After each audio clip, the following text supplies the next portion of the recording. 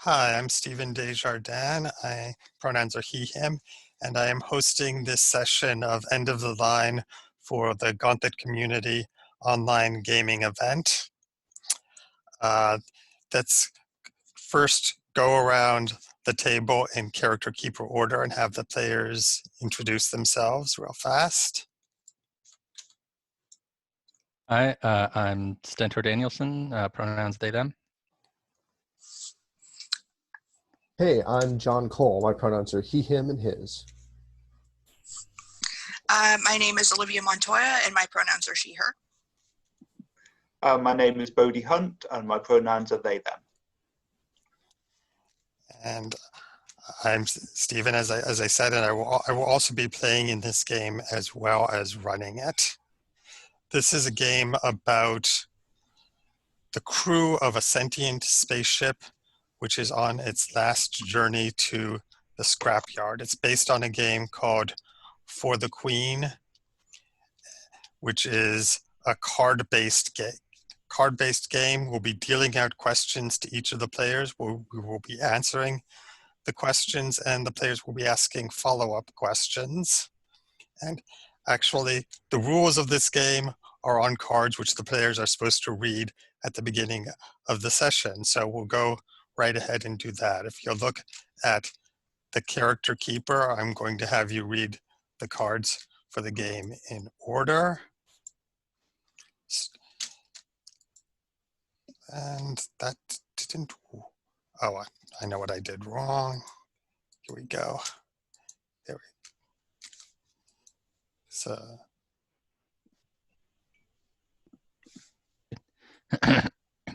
Okay, so I just read what pops up there.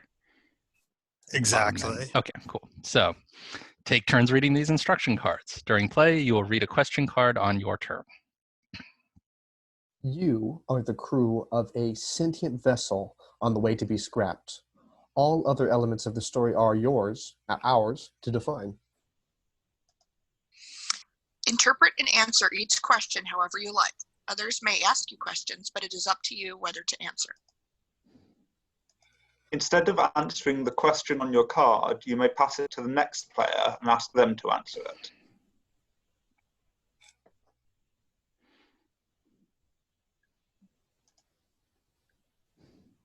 Oh, sorry. They may answer it or pass it on to the next player. If they answer it, the next player then takes their turn. Behold the X card. It will be in our easy digital reach via a method that Stephen will explain now. Yes, basically, if you want to invoke the X card, just say X card or type X card into chat or otherwise, or like flash a big X on the screen, and we will stop. We will establish what content needs to be eliminated, and we will back up and start over.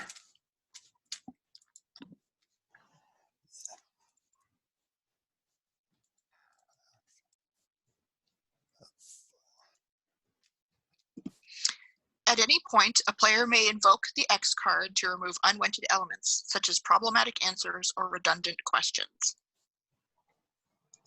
If a question card is X'd on your turn, discard it and draw the next card. If your answer is X'd, provide a new answer.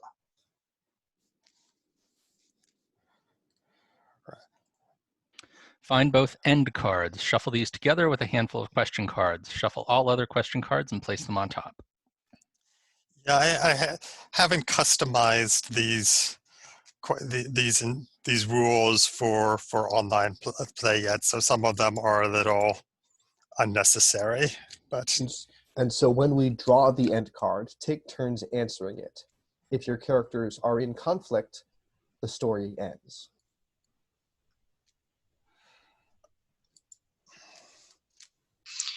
If you all agree, you may continue until you reach the other end card. Answer it and end the game.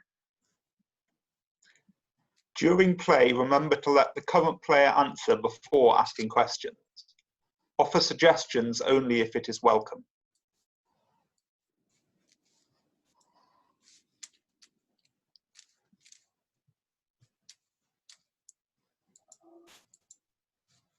Oops, that didn't show up for some reason. Yeah, I see my name, but not a card text to read. Yeah. I need to fix. I'll have to debug that. It just said, together choose a picture of a vessel as inspiration or don't. Afterwards, begin drawing and answering question cards. And I had an image of Raven in the form of a spaceship.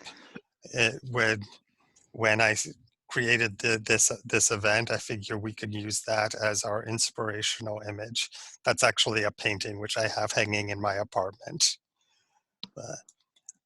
But okay, and before we actually start, I want to go over the safety tools. We've already discussed the X card, which is a way of vetoing any content that bothers people.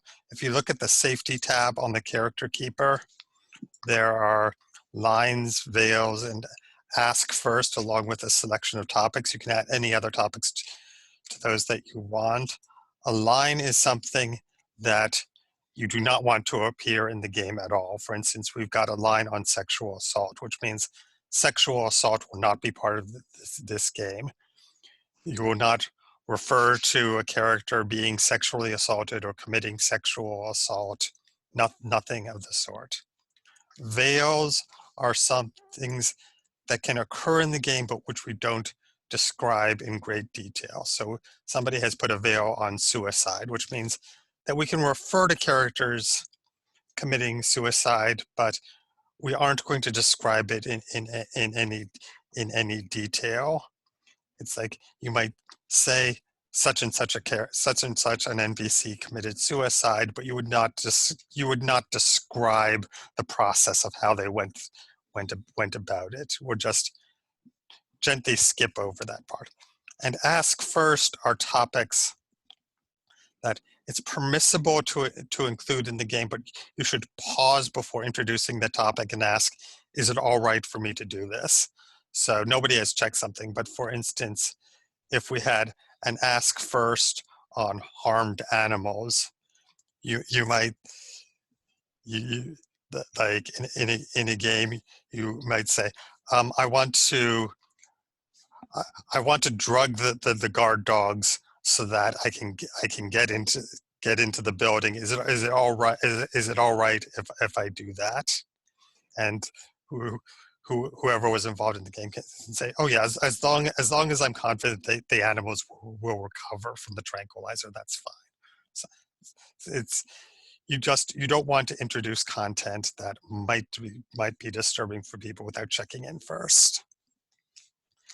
So I'm going to give you a couple of minutes to look at the lines and veils and think about what you want to put there before we start, because better to do it now than to have something come up in the middle of the game because I rushed it.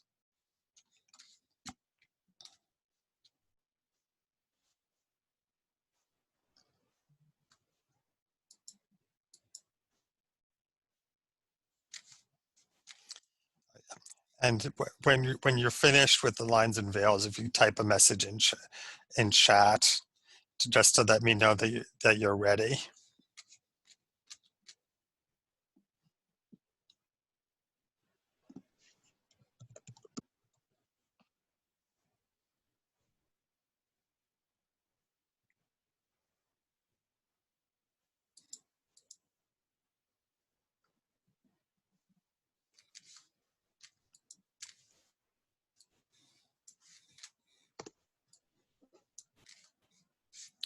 Okay, everyone has indicated that they're ready. So we have lines on drug abuse, excessive drinking, alcohol abuse, sexual assault, and viruses and pandemics. We have veils on eye injuries, homophobia, racism, sexual content, and suicide. Nobody has checked anything on Ask First. And as always, if anybody introduces something that makes you uncomfortable, feel free to X-card it or just speak up and ask them to tweak it. It doesn't have to be as formal as an X card. Anything that's problematic. We want to address that. We want everyone to feel safe and to feel comfortable. And I think we are ready to go on to the play phase. So I was planning to do this in character keeper order, which I would start with Stentor if he's okay with that, if they're okay with that. Sorry, wrong pronoun. I apologize. I'm good. Okay.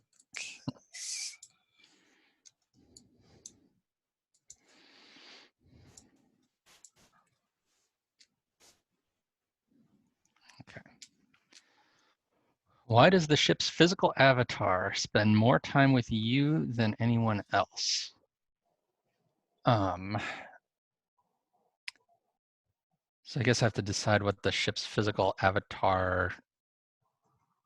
So that's like the ship manifests as a person kind of deal. Is that what that refers to? Yeah, or as something as something else. It could manifest as a bird. It could take any. I mean, this is your question, so you get to decide what it means and how you want to interpret it. Right.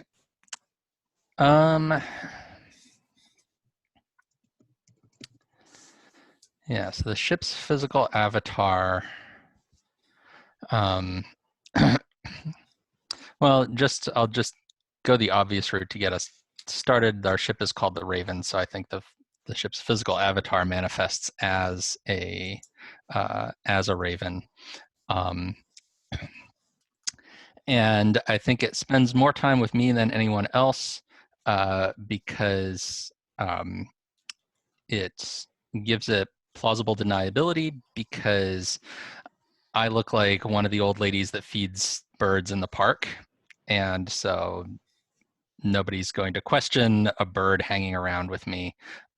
So when the ship's avatar doesn't want to be recognized as such, it gives it some cover.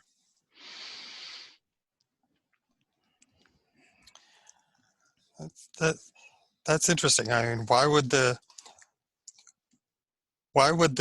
ship not want to be recognized? I mean, doesn't the ship have a place where it can go for privacy? Well, it can go somewhere for privacy, but it sometimes wants to be out and about and not recognized. Okay, so this is yeah. This stealthing around with you, is this like pretty commonly, or is this like once in a blue moon that the ship needs to be on incognito? I think this happens a lot whenever we're, at a port, like we've landed somewhere and we're gonna spend a little time there doing whatever it is we came there for. It likes to go out and about just to see the sights and not have to like be a ship for a while. So the ship's avatar isn't confined to the ship itself? No, it can move around with us. Right, and so the crew is not fooled by this. This is to fool people who aren't part of the crew. Yeah, I think we all recognize the avatar of the ship well enough that it wouldn't fool any of us. So how far can the ship's avatar be projected away from the ship?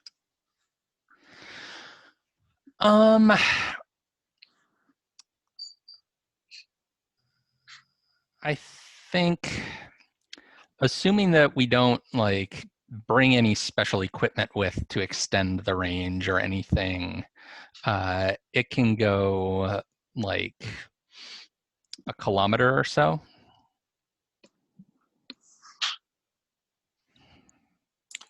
What would happen if the ship's physical avatar were destroyed?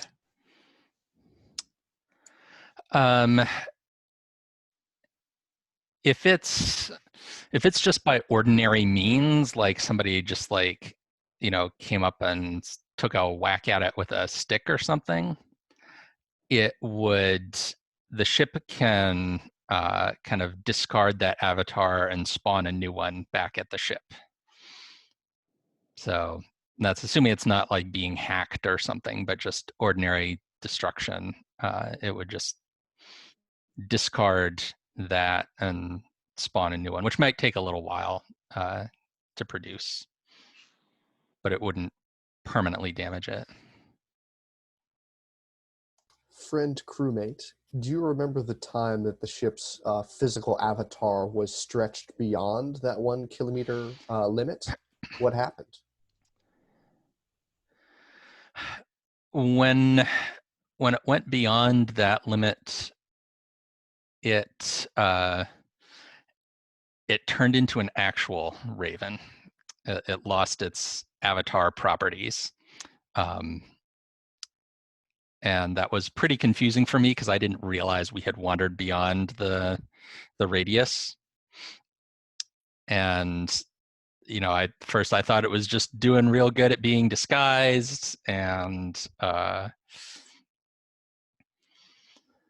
it took me a while to piece together that it was no longer an avatar of the ship. It was just now a bird. That's dope.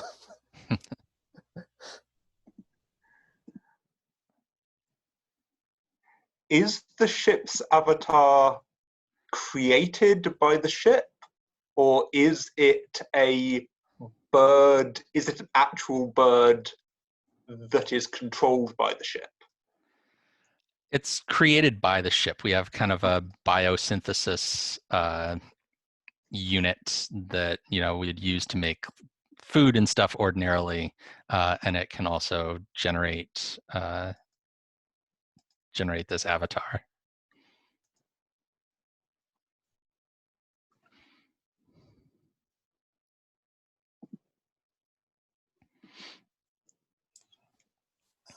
Okay, it sounds like we're out of questions, so I'll move on to the next player unless there's anyone who has something they want to ask.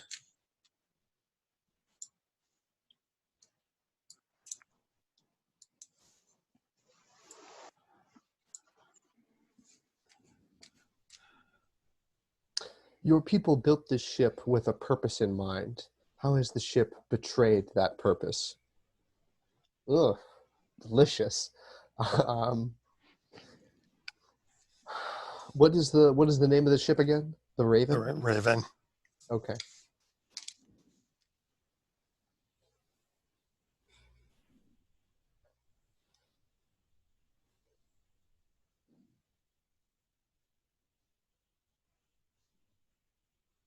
I think the Drodari people built the Raven as I think like a scouting and scanning ship. That the ship was intended to be disguised as a civilian science vessel, but was developed by the Drodari, like military for special forces operations. So it's like jumps around ahead of a conflict and learns about landing zones and enemies and things like that. And now that the ship is unassociated with the Drodari military or special operations and truly just is a civilian vessel, its purpose as the tip of the spear is betrayed.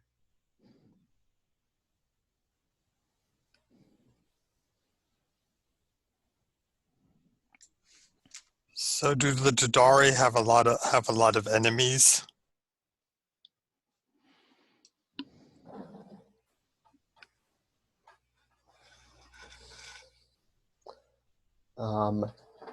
Yeah. We are not a warrior people by any means, but when our homeland was taken from us in the AI conflict, we have been fighting for a place to call our own for some time.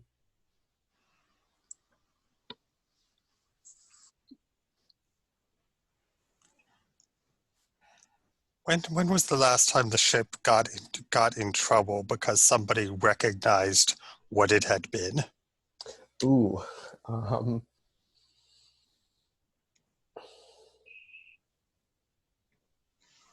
I think it must have been it must have been a couple stations ago when there was a partial refit on one of the long range scanning dishes, and I as lead engineer was on. I was distracted. I should say by, let me look at the list of vices I should not include. I was distracted by debts I owed certain people on the station and wasn't there to finagle like engineering and customs authorities. So we got in trouble because we had to pay some expensive bribes to repair crews to make sure that the secret of our ship's long-range sensor technology didn't get out.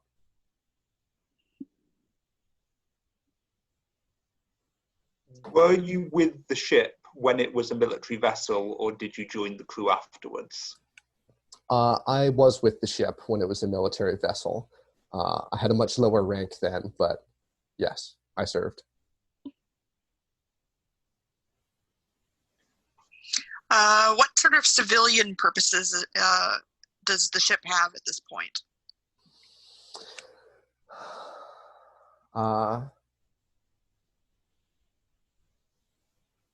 Just to make sure I understand the rules of the game, can I elide this question or must I answer? It's up to you whether or not to answer any question. Okay. Well, as lead engineer, it is my responsibility to make the ship run, and as to what the ship's missions are and what its purpose is, that is the captain's prerogative, and I will not speak past my station. I guess I'll say this. We keep our lips tight around here about what we do. And to elaborate on that a little bit, you have to answer the question that's on the card. You don't have to answer questions that other people ask you. Right. But if you do not want to answer the question on the card, you can pass it to the next player. Right.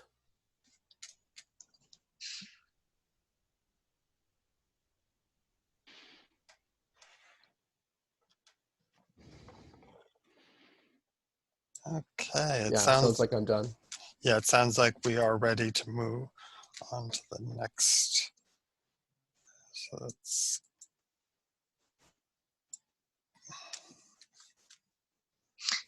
You sometimes think the ship trusts your judgment most. Why?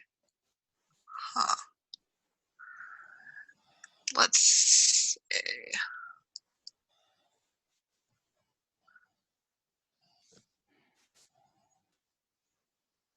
Let's say I am the head navigator aboard the ship, and I know a lot about the different.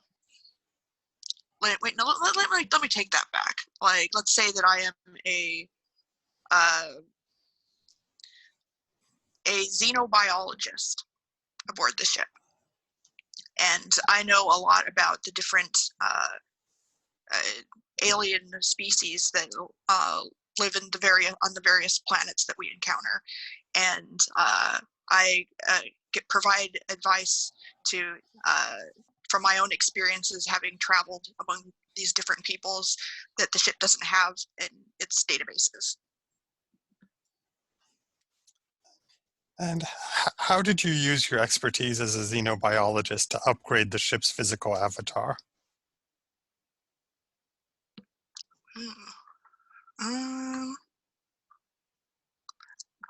Let's say that I was able to include strains of alien DNA and similar biological matter into the biosynthesis programs. And so the raven that appears is not entirely biologically a Drodari raven.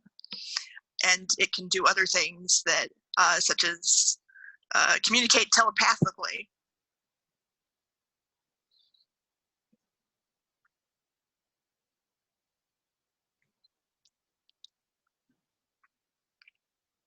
Any other questions? Can you give us an example of a time when the ship's distrust of you turned out for the best and or for the worst? I'll let you pick which direction.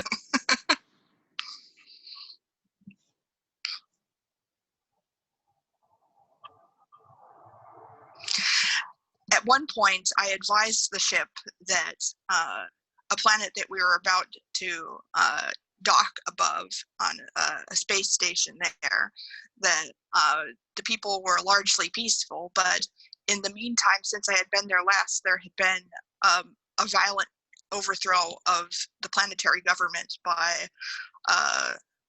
a dictatorial regime, and we ended up losing some crew members on the confrontation aboard the space station, but we managed to get away.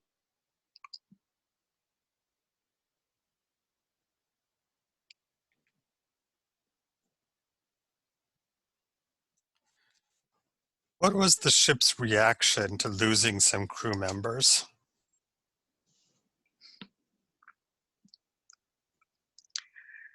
The ship is generally very practical, although has some subroutines for emotion.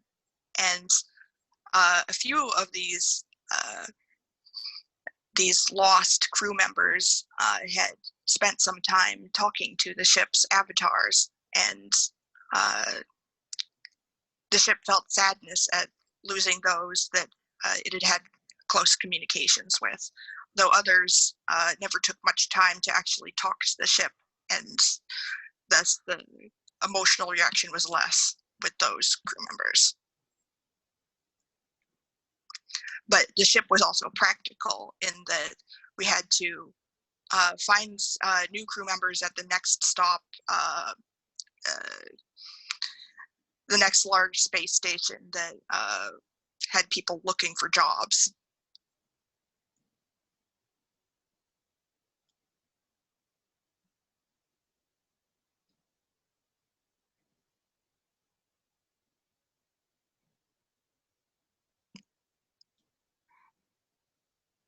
How many species make up the crew? It changes frequently over time, but the head officers aboard the ship are always Drodari.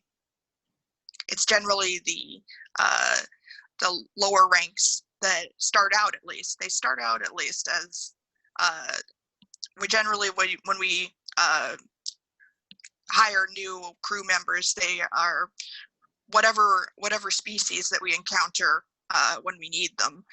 But some of them manage to rise up to higher ranks over time. But the highest ranks are always filled by Drodari.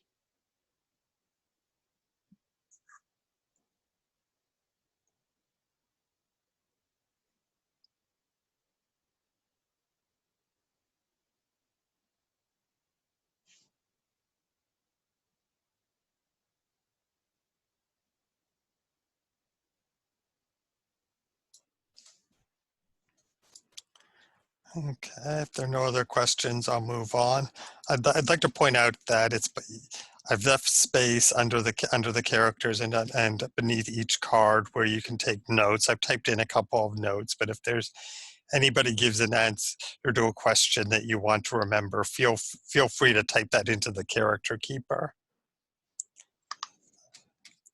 And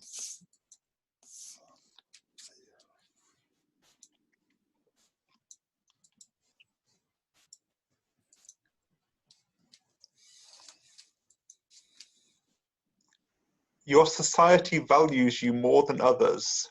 Why? How does the ship make you question this judgment?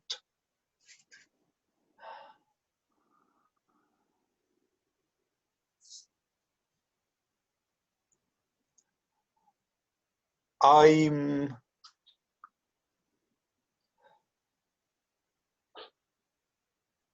going to say I'm the first officer, and I'm from a noble family on Drodari that goes back many generations, and and that's generally associated with even a different form of address to other people. And the ship never uses that. The ship never treats me as any different from anyone else. And it's made me question kind of, I'm starting to kind of recognize my privilege and kind of question that, and question the kind of role of hierarchy in Drodari society, because the ship has recognition of military and shipboard rank, but it doesn't recognize social rank whatsoever. Was the ship originally programmed to recognize that rank in its old purpose? And if so, how did it change?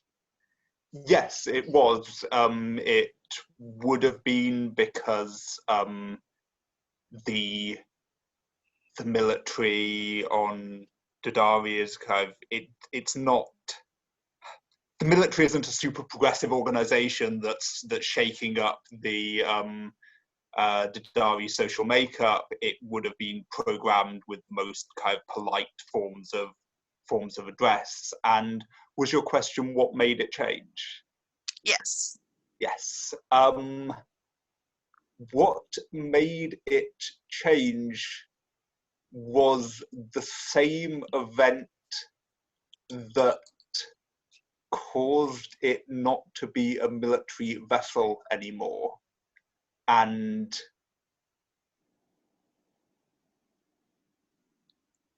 my character doesn't talk about that very often. It's my character was there for that, but there's some painful memories associated with that.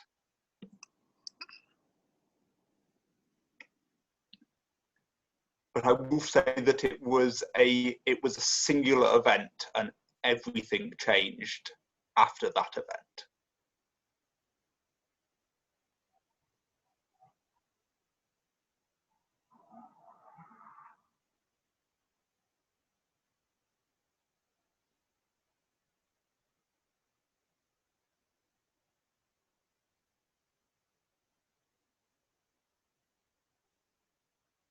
How do you, you may have mentioned this and I might have missed it, but how do you feel about the ship not giving you the honor traditionally given to you? Is it changing your mind, or are you bothered by it, or? Both. I'm bothered by it, and it's changing my mind. It's very uncomfortable for me, and I try to engage the ship in conversation about it, but the ship is implacable. Is just kind of will treat me the same as everyone else, and will doesn't even seem to recognize that Drodari social distinctions are a valid distinction. It's almost as if the ship regards it as a category error. I see. And what is the single largest way that the Drodari social order still does affect your daily life on the ship?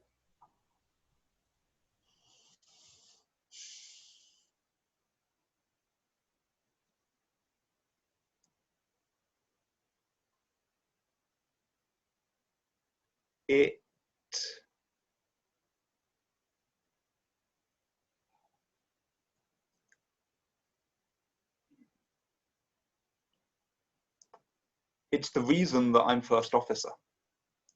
I would not have been qualified for the position if I was not from a noble family.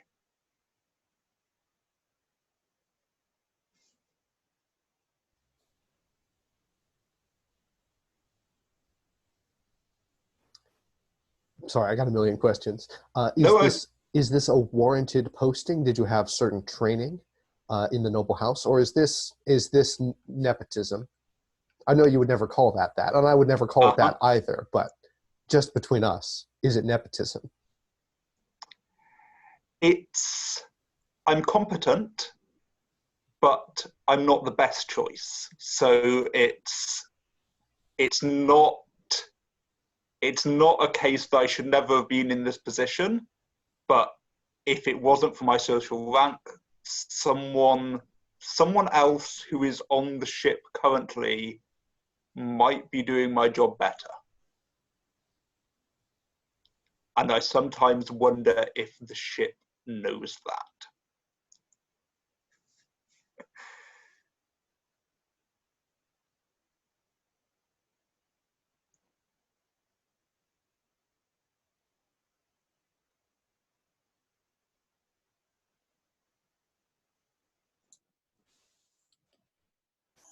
Okay, if there are no more questions, then next question is mine. Has the ship asked you for help to avoid being scrapped? It has, but there was a message that appeared on my. There have been several messages that have been appearing on my work terminal where I get my assignments, and when I go back, they're gone. I'm convinced that it is the ship, and I mean it's asking, do you agree with what is happening? Is it right to scrap the ship while it is still functional? And it's either the ship or somebody is trying to incite mutiny. I'm not 100% sure, but I think it's the ship, and I think the ship doesn't know who it can trust.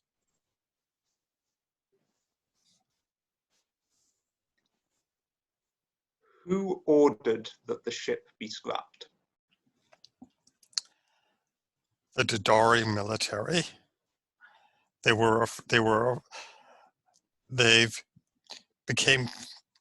became concerned that the technology still on the ship, it was too dangerous to have it in a civilian ship, which might be captured by the Drodari's enemies, and it's obsolete as a military vessel. So basically, they're going to rip out the innards. The hull is the only part they're going to keep. They're going to rip out the innards, rip out the ship's mind, reinstall everything, and convert it into a spy ship.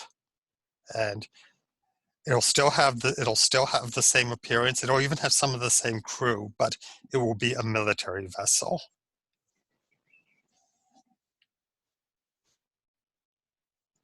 How are they enforcing that decision?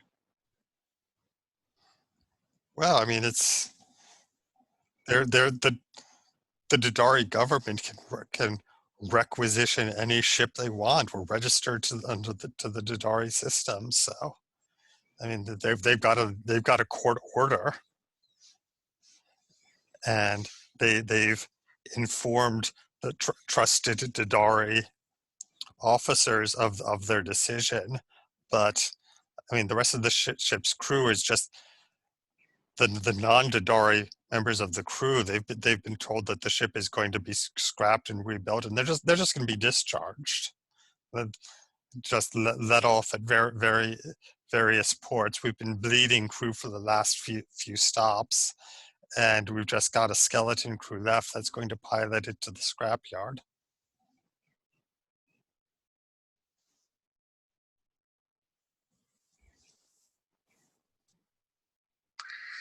Has the ship's mind been expressing things that would be considered especially dangerous or heretical to the Drodari government?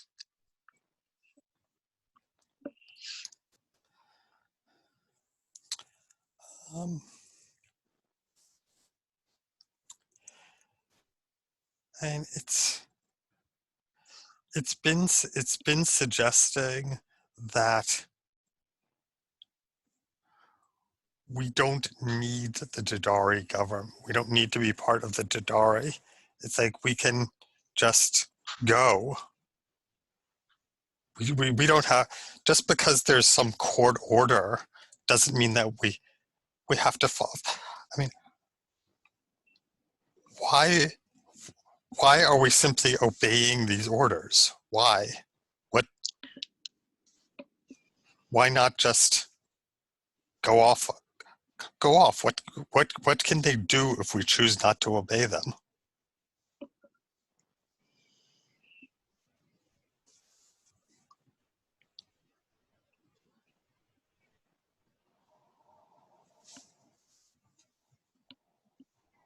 This may be a painfully direct question for my culture, but friend crewmate, are you Drodari yourself?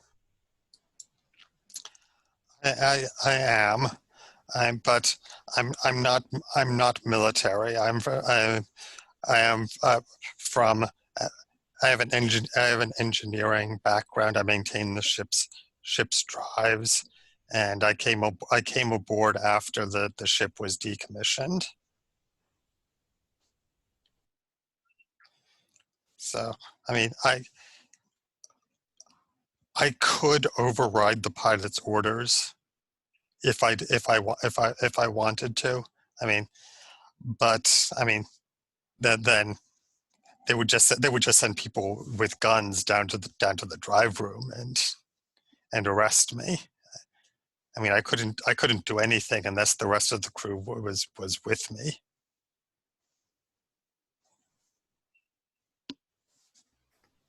Do you think the rest of the crew? Oh, sorry, go on. Oh, do you think the rest of the crew would be with you? I don't know. I haven't talked to them. I don't know who's been getting these messages. I don't know. I don't know who to trust. I don't think the ship knows who to trust. Friend Drodari crew member, just in terms of idle speculation, what is the penalty for insubordination and mutiny? Well, I mean, on a military vessel, the penalty would be death, but it's not a military vessel yet. I mean, on a civilian vessel, if you disobey the captain, I mean, you'll get fired. I mean, if you cause damage, maybe they can get a civil judgment and attach your wages. But it's like I don't know what the legal situation is for a ship that the military has ordered it to report to the scrapyard, but it's not a military vessel. It's like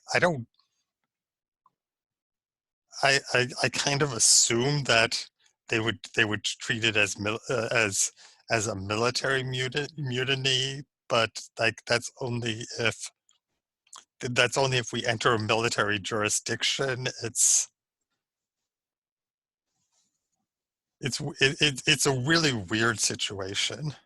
It's like none of the holodramas cover this kind of legal ambiguity.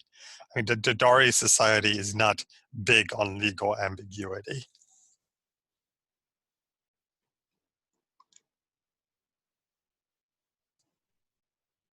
Is there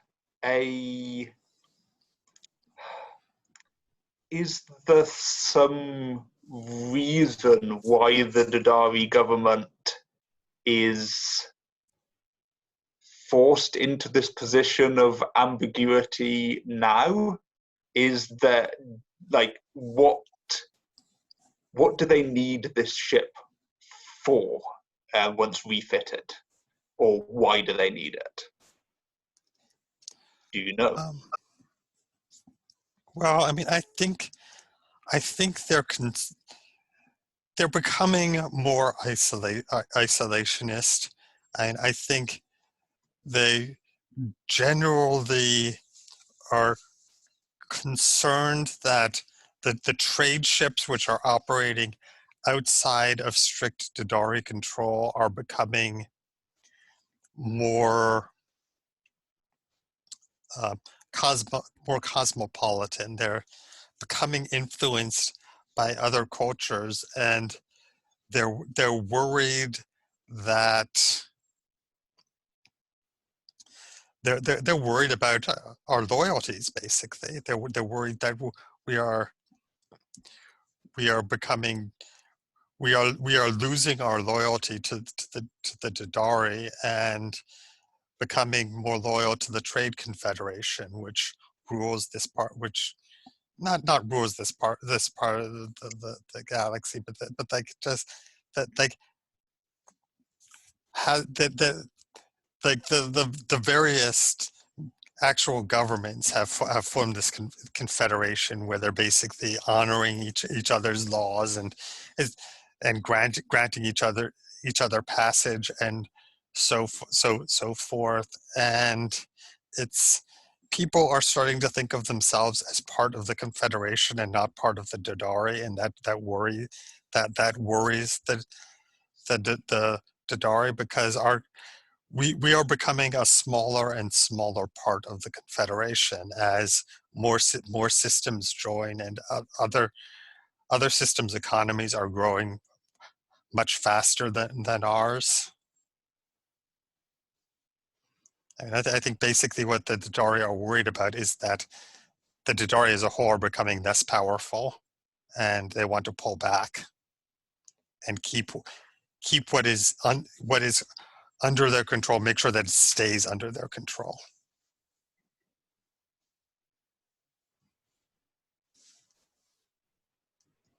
How do you feel about that impulse? I mean,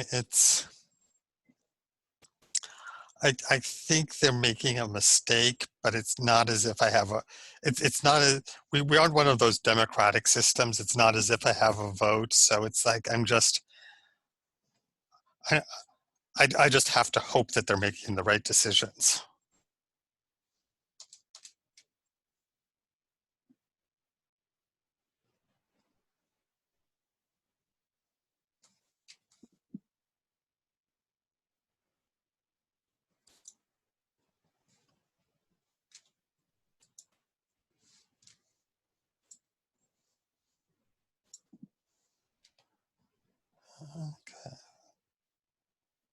Okay, I'm gonna go back around the table, I guess.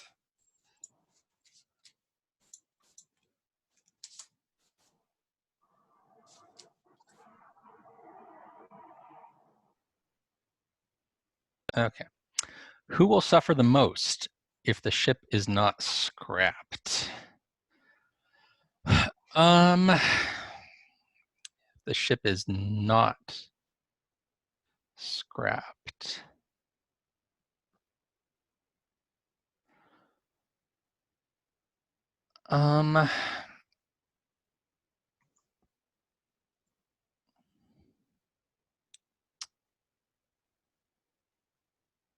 So we've established that they're gonna, when they scrap it, they're going to essentially reuse a lot of the parts. So it's not just being destroyed entirely; it's being, in a sense, recycled. And so I think that the people that will suffer the most if it's not scrapped,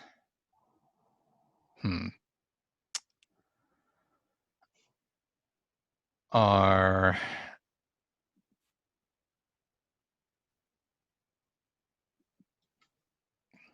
so some of the I think that some of the parts that that they're going to keep, that's kind of the reason that they would go through all the trouble of recycling the ship rather than just completely getting rid of it and building a brand new one. There's some extremely rare elements to it that have to be mined under extremely dangerous conditions. And so the people that would have to do that to build additional ships, if they can't recycle, because I think we're not the only ship that's currently being decommissioned in this way. Like, this isn't something specific to us that puts us in a totally unique perspective. I think there's a bunch of other ships that had been shifted from military to civilian use that they're now like, oh, wait, we kind of need those parts for more urgent military purposes, and so we're calling in all of these decommissioned ships, because the alternative is that they'll need to produce new some of these new parts, and so the people that would be put at risk to produce the new parts, mining them under these unsafe conditions, would probably suffer the most if they have to do that rather than being able to recycle the current ships that have already been built.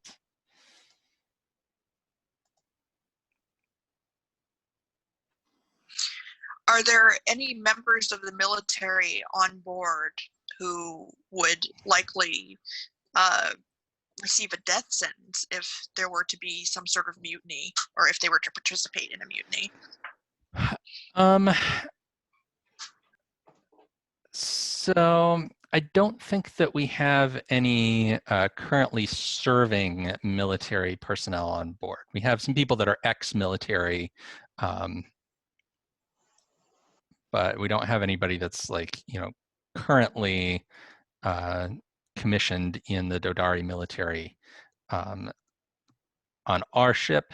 It's possible there may be on other ships. I don't know the exact crew roster of every ship out there that might be covered by this recall.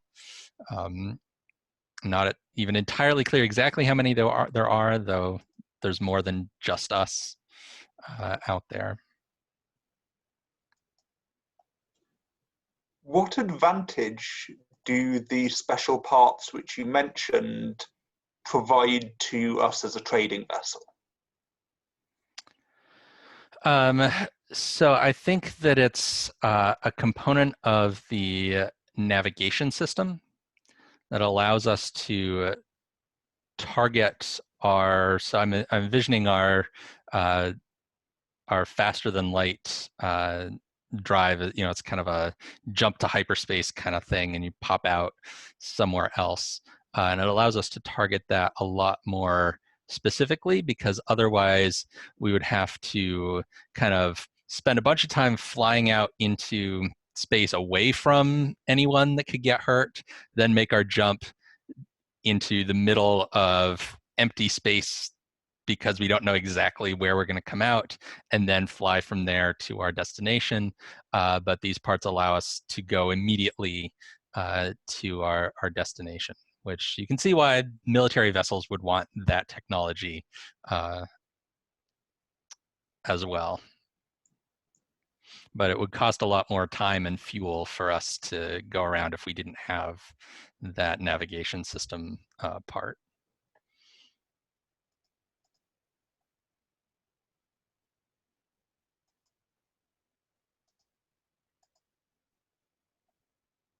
Name for me an emotional connection that your character has with the people who suffer under the Drodari lash as they mine unobtainium. So I think those are actually my people. So I'm not myself Drodari, but my people have been the ones that, because we live on the planet where the unobtainium is mined, and so it would be people from my village and so forth that would be among those that might be might end up having to do this mining. This may sound like a rude question, because it is. Are your people all wrinkly old lady types like yourself, or is that just a personal thing? That's just a personal thing. I mean, there's plenty of wrinkly old ladies on my world, but not everyone. Is there a liberation movement on your system? Officially, no, because that has been talk of that has been crushed pretty well by the Drodari rulers.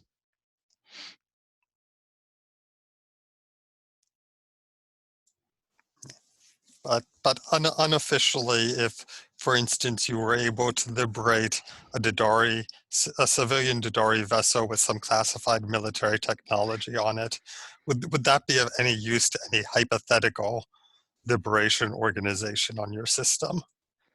It hypothetically, it would depend a lot on how much risk they're willing to take, and how many other ships they're also able to get hold of. But all else being equal, it probably could. And that's probably a reason why, another reason why the military wants to bring this technology back in and not have it floating around to be misused. Yeah, it looks like we lost Bodhi, but hopefully they will come back. But oh yeah, but we'll just continue and fill them in if they return. But they are back. Good. Sorry, internet went down briefly. I had one more question. Stentor, your character is an older lady. What is her position aboard the ship? So she is I'm trying to think the right term for this. Basically, she does all the legal paperwork. So every time we go into new port, there are forms to be filled out, protocols to be observed. I have a suggestion, if you're willing. Oh, yeah? Ship's council. Ship's council. That sounds good, yes. So yeah, so I got out of the the mining town because I was able to get a scholarship to the university, went to law/business school, and so I'm the one that makes sure that all of our records are filled out appropriately and filed with the harbor master, and that we're paying the appropriate taxes on goods that we pick up and drop off and all these things. / making sure we don't get in trouble if we ever decide to skirt those rules or falsify any of those documents, etc.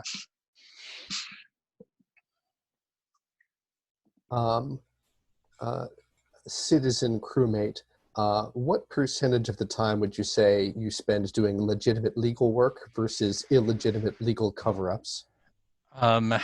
I would say that I spend 100% of my time doing legitimate legal work. Of course, very good. This is a recorded call after all. Yes.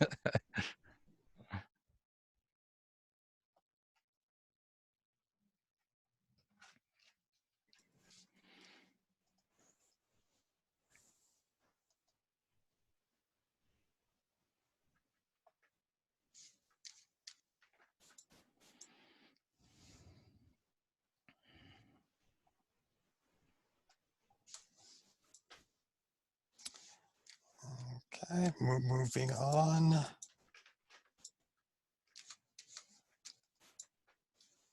The ship's physical avatar has diverged in personality from the ship. What made you realize?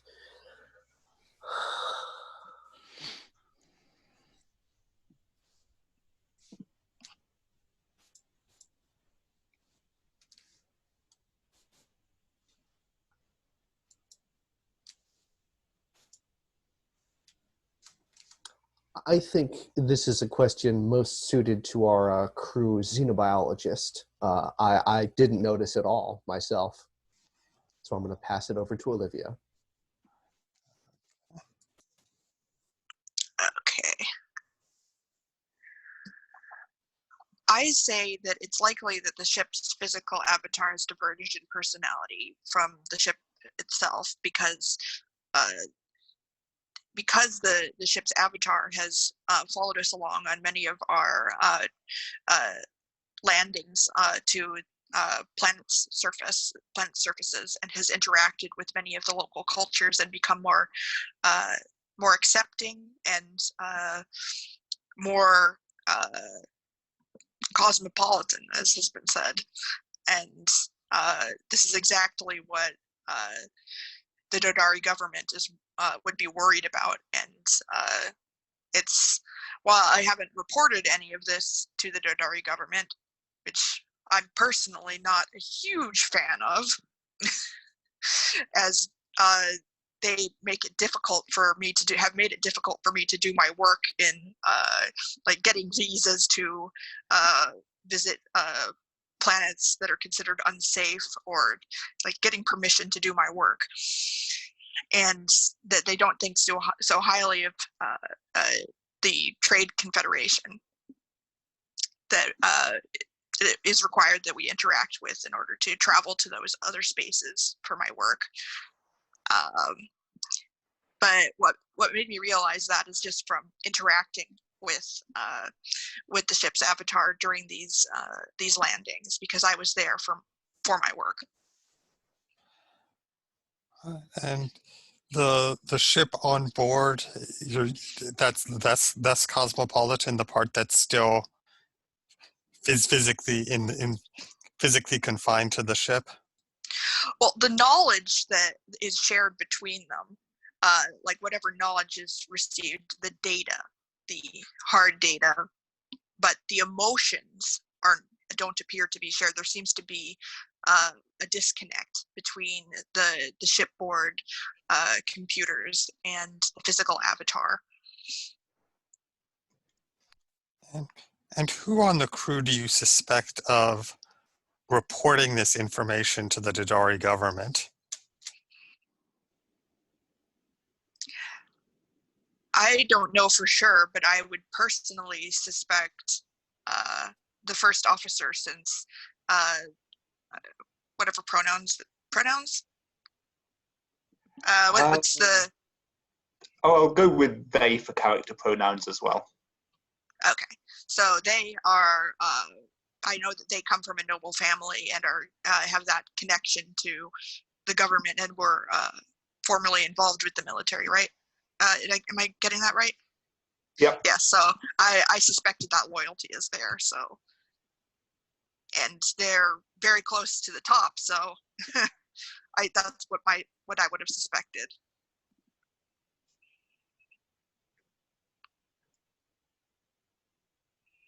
Do you know what would happen to the avatar if it wasn't destroyed along with the AI confined to the ship? It's likely it would just become a normal raven with some alien DNA spliced into it. It would be able to telepathically communicate raven things, which would be highly unusual, but not. It wouldn't have the personality of the ship anymore.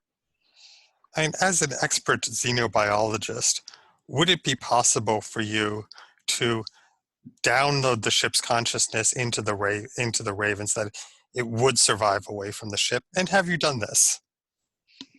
Ooh. Let's say this has occurred to me, and I know that it would take a lot of research and time that I likely don't have to complete a total transfer, but I have secretly experimented with some to see how far some things can carry over into the physical avatar. But I am not the sole reason for this physical avatar changing over time. Some of that was just emergent. Is that experimentation you have been doing strictly legal? Probably not. Not under the Drodari government.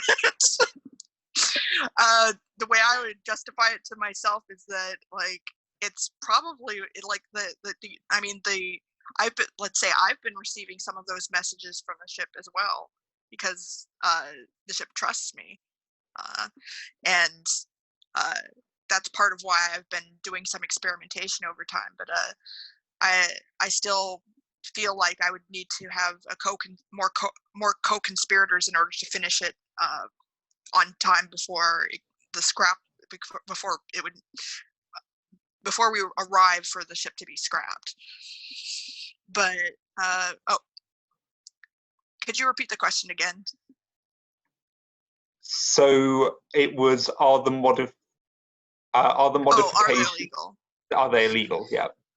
But not under the Drodari, but I consider it to be moral, if not legal, because it's what the ship would want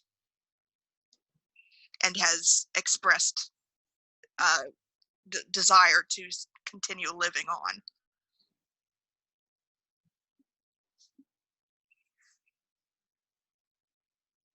How has the I've forgotten who mentioned it originally, but the AI wars were mentioned.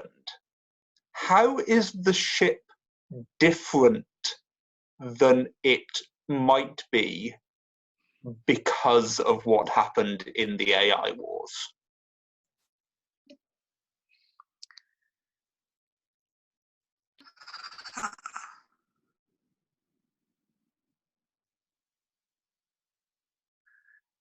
Let's say that the AI wars happened when there was no restrictions on AI, and this is part of why the Drodari government is so strict and terrified of AI at this point on the ship, and they don't want this to exist among civilians, because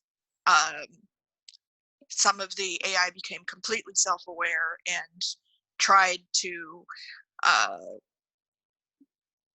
exist to escape from the confines of computers through the local internet and through trying to take physical form. And that's why the limitations are there that keep it within 1 kilometer of the ship.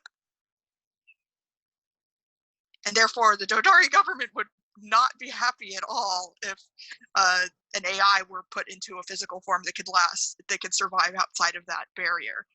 Let's say that that's an artificial barrier for where the AI can exist. So if this were not a Drodari ship, if it belonged to a different member of the Trade Confederation, would this technology be legal? On some worlds, but not others.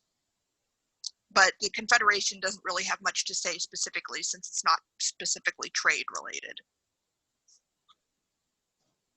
They leave that up to individual worlds to decide whether, what level of AI they use. Are there worlds on which the ship's physical avatar, if working as designed, would be illegal? And have we gotten away with the ship's avatar visiting those worlds just because they don't recognize it for what it is? Legal as in operating with a barrier, or operating with any AI at all? Yeah, a remotely operated physical avatar for the ship's AI, is that legal everywhere? No, it's not legal everywhere, and that's part of why the Raven Forum and the ship's council thought that was a good form to use, because it looks innocuous and can easily be discussed. Well, it can be easily said to be just part of the wildlife, as long as it doesn't speak, and that's how we've managed to get away with it.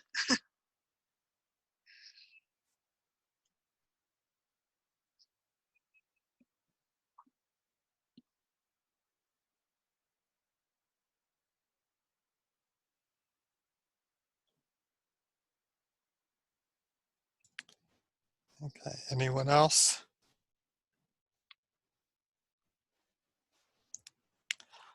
John, shall we skip back to you, or do you want us to go on to the next player? Whatever the normal rules of play are, I wouldn't mind having a question that I feel that is appropriate for my character, though. Okay, yeah, that's fine. The rules are sort of a little ambiguous on the point, Okay. so let's skip back to you. Why is your presence dangerous to the ship on this journey? I'm going to try and think of something better than my character is an inveterate gambler.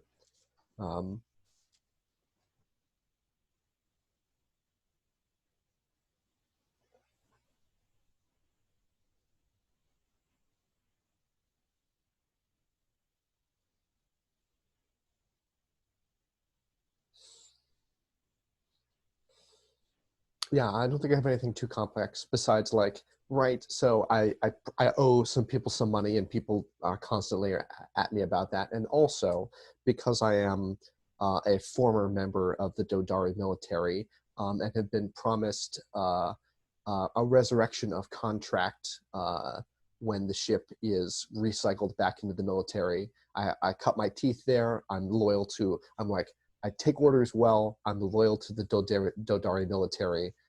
So if the higher ups say that there's a legal contract on this ship being recycled, then that's what I'll do, and I will not truck with thoughts of mutiny unless the circumstances are extreme and shocking to me, and maybe not even then. So I take it you have not been getting any messages from the ship about avoiding being scrapped. No, I think the ship is smart enough not to include me as the chief engineer. Unlike some more youthful like engineering cadets, or like this new engineering philosophy that's being taught in all the universities, I believe that that ships are objects, and their appearance of intelligence was something we thoughtfully created, and so we manage it like a horse, not like a coworker.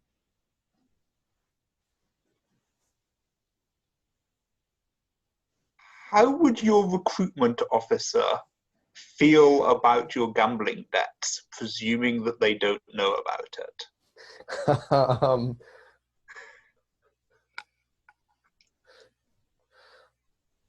Yeah, they would feel they would feel very concerned about it, because the new position would be working on an undercover spy ship, and so if someone could be easily compromised, as I clearly am, that would rule them out completely, and that would be shit canned to guarding unobtainium miners in a backwoods.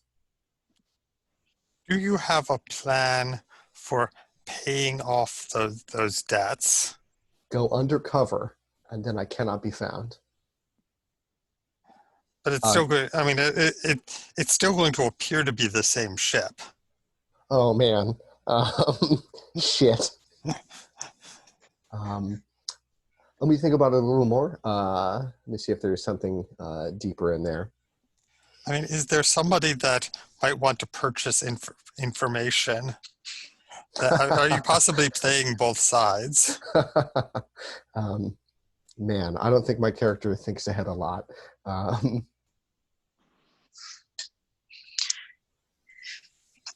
Have you considered at all using the biosynthesis like technology from the ship to disguise yourself in the future to keep from paying their gambling debts? No, but I'll say this. I am tempted by selling information, but I don't think that's the right thing. As a proud member of the Drodari people, I think I have approached my colleague, the xenobiologist, and Yeah, I'll say it. I'll discover later if this went over well or not. But I broached the subject of creating a interesting facsimile or clone of me to be killed in a spectacular accident of some kind, so that they stop looking for me. The syndicates, the gambling dens, etc. I'm at the end of my rope.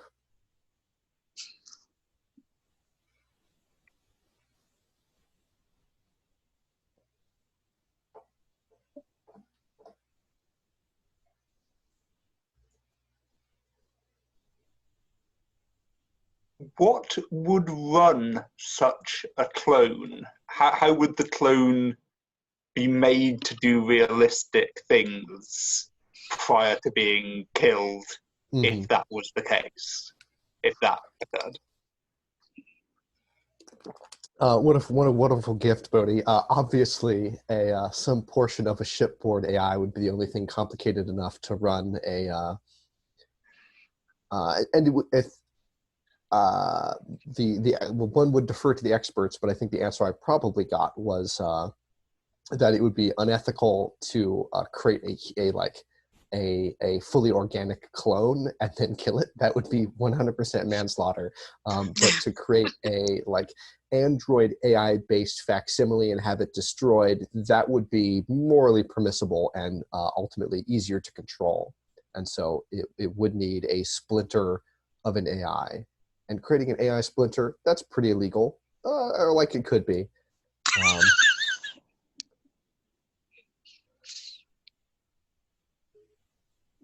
Have I answered your question? I want to make sure I covered it. Yes, you did. I'm potentially getting close to a veil here, so I'm being a little bit careful. Thanks for the heads up. I'll watch what's coming out of here.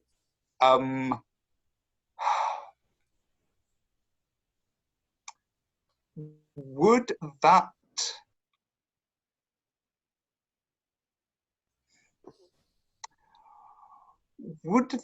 experience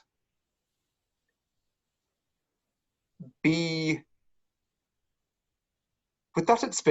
okay for the AI splinter? Like, would that feel like dying? I think it would. Everybody get X carding arms ready, but I think it would feel like dying for the AI, and at least under my envisioning of the plan, the AI is not cognizant or willing participant of it. They're trying to have their day, and then I arrange a tram accident. And from my perspective, this is like animal endangerment, producing something valuable to be smashed to get away with my various gambling-based crimes. But for other people in other systems, they might consider tantamount to murder.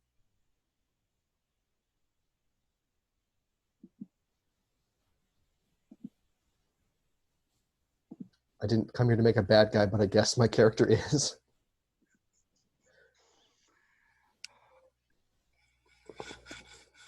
No, you're just a law-abiding Drodari citizen, a fine, upstanding member of the military, with one or two minor vices.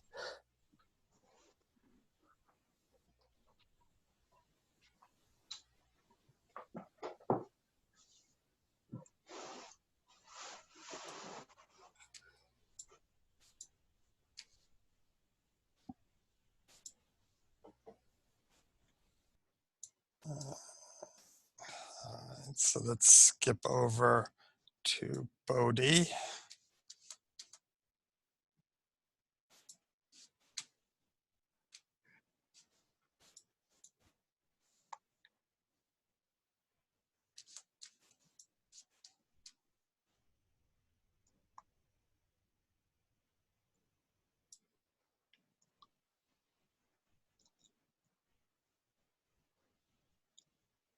I think that was nepotism.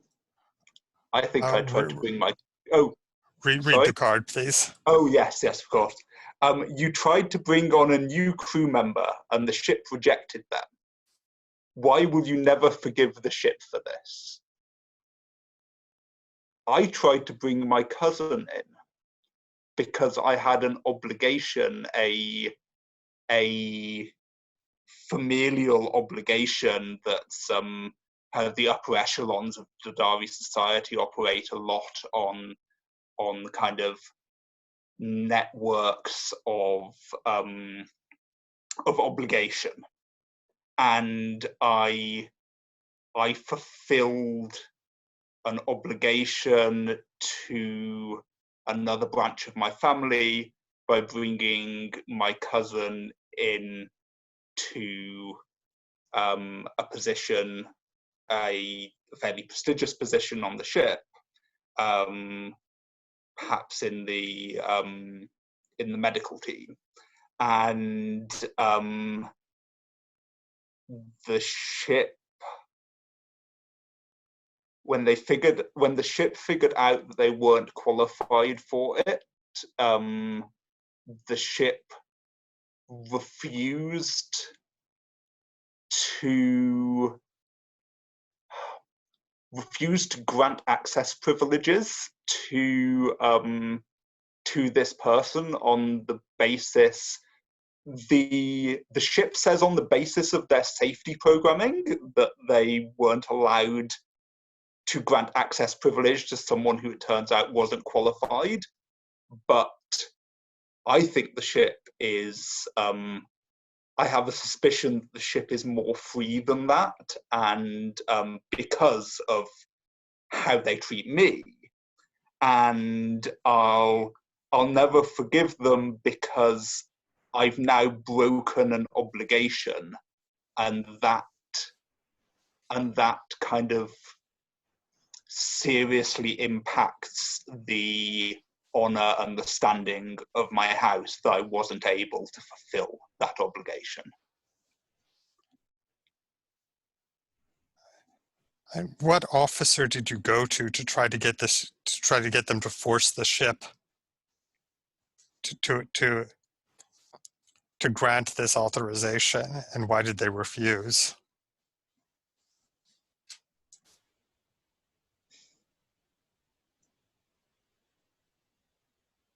I basically marched into the captain's quarters with permission, but marched into the captain's quarters and threw a strop. And they refused because that was behavior unbecoming of an officer.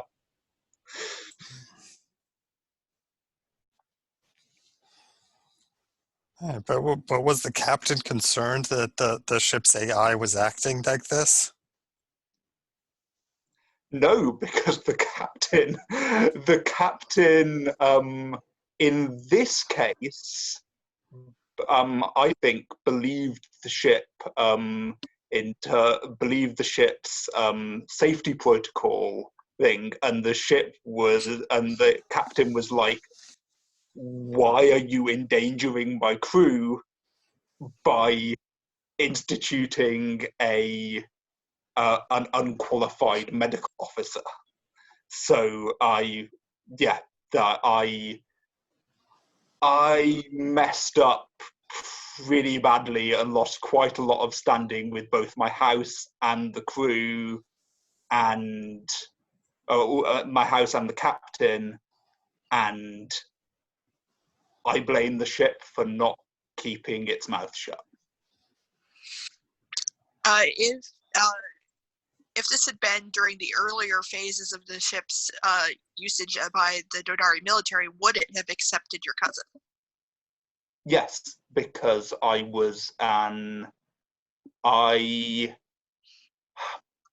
put in place,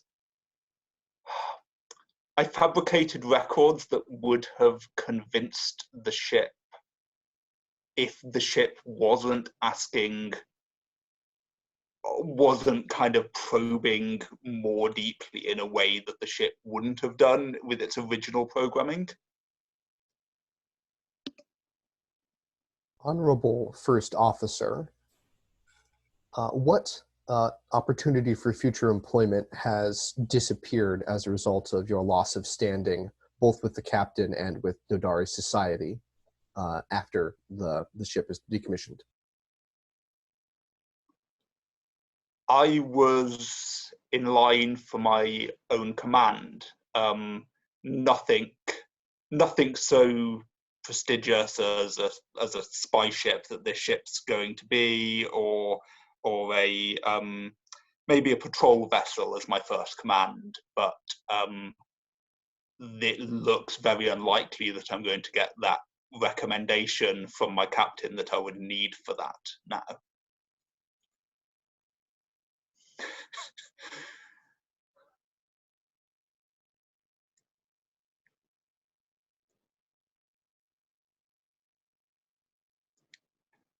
I will say that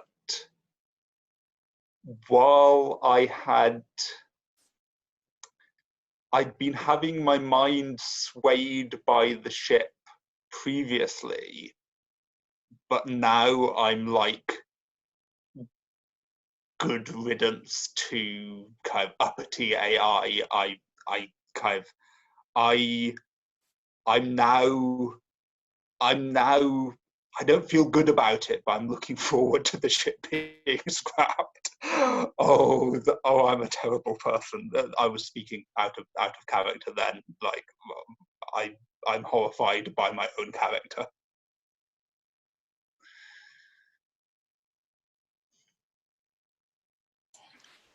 Has the ship rejected other potential crew members, or is it just this guy? It's a fairly big favor that had to be called in to make me go and falsify records and jeopardize my career. So this is the only time I've done that. I kind of finagled hiring decisions before, but nothing that would be overtly problematic. So it hasn't rejected any other crew members, but all other crew members have been qualified. There's been nobody that it sort of was qualified on paper that the ship said, no, this person is not. I'll say that's happened before, but it's not happened with Drodari crew. So the Drodari officers don't really care as much. They're like, well, the AI says you're no good, you're getting off at the next port.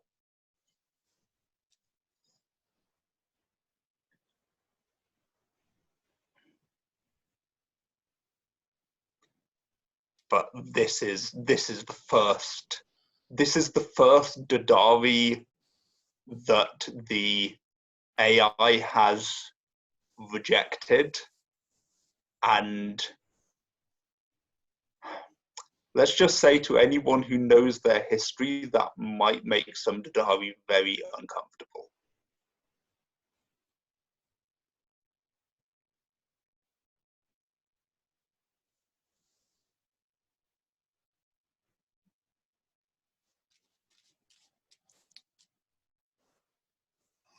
Okay, with no other questions.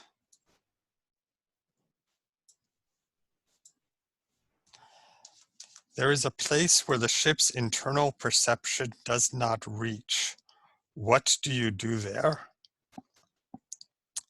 Right. Well, there are some access tubes where you work on the ship system, and the ship itself can't see into those tubes. And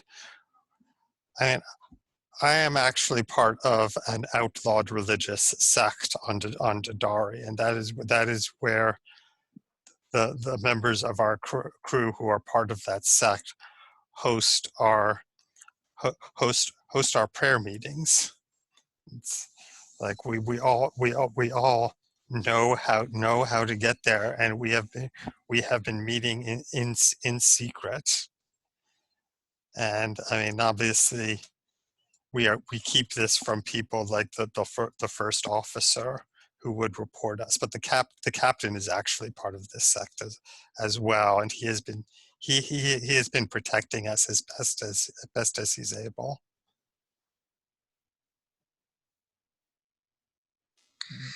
If it were entirely up to the ship, would these meetings be able to be done in the open? Well, I mean, the thing about the ship is that you can't erase the ship's log. So if the ship knows about these meetings, then the government is going to be able to could find out about it just by checking the log. So it's like nobody ever displays their religious affiliation in public anywhere where the ship has cameras. So I don't really know what the ship thinks about it. I suspect that the ship would be okay with it, but it would be insane to ask the ship about it.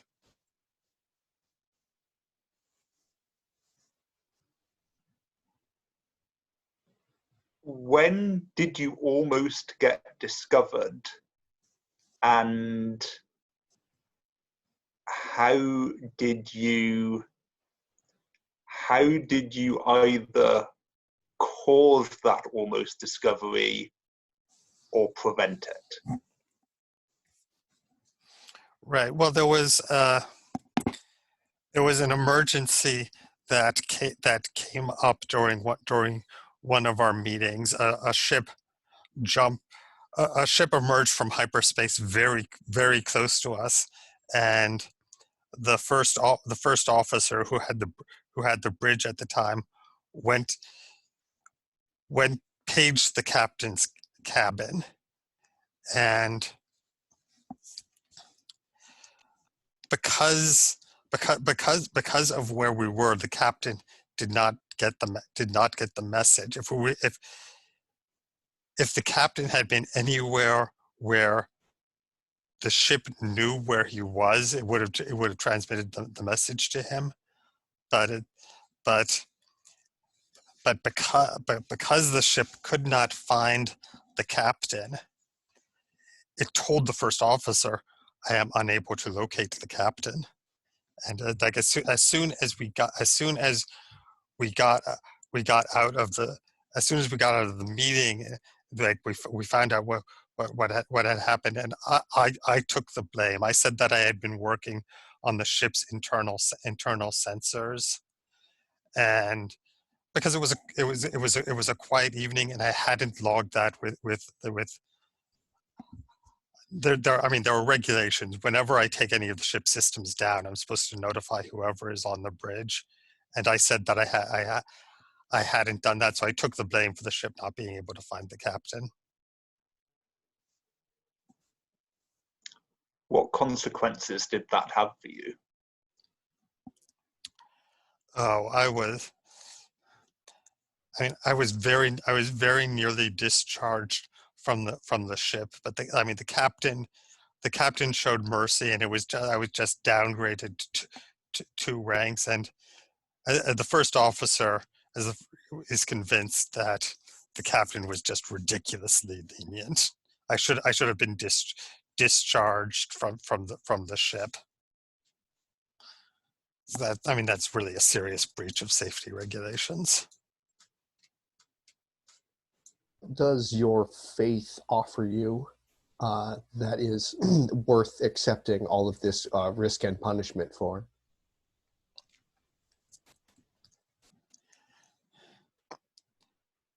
It's not what my faith offers me, it's what my faith demands of me. I mean, my faith, we believe that all sentient beings are entitled to equal respect, and the Drodari hierarchy, it's like they assume that the Drodari are better than other sentient beings, and like the way we treat the ship's councils people our religion teaches us that is wrong, that we need to liberate all of the people who the Drodari have oppressed.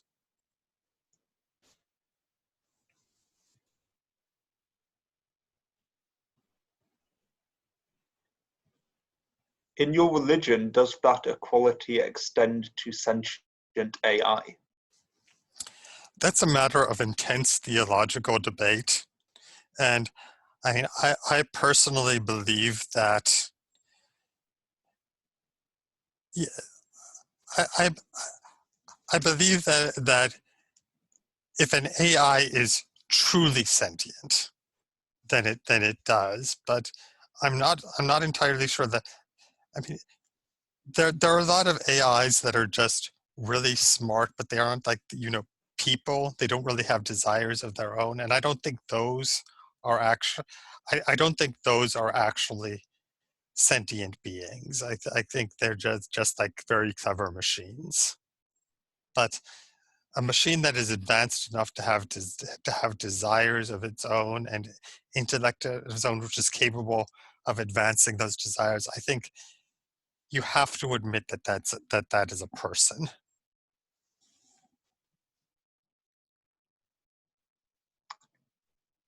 Do you feel that the ship is a person?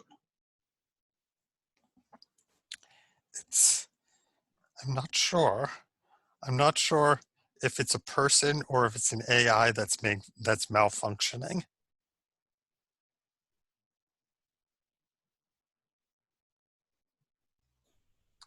I think your status among this community of heretics outstrips your rank on the ship. What position of authority do you hold inside the ship's religious community?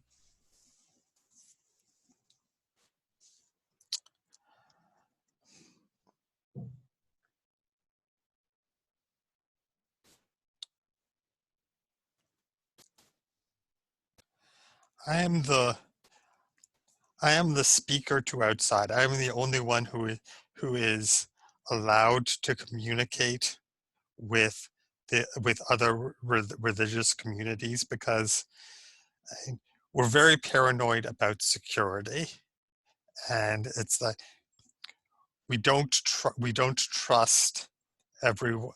We don't trust everyone with contact information for other religious groups. I'm the only one. I know three other how to contact three other religious groups, and I know who to contact within those groups if their leaders are arrested.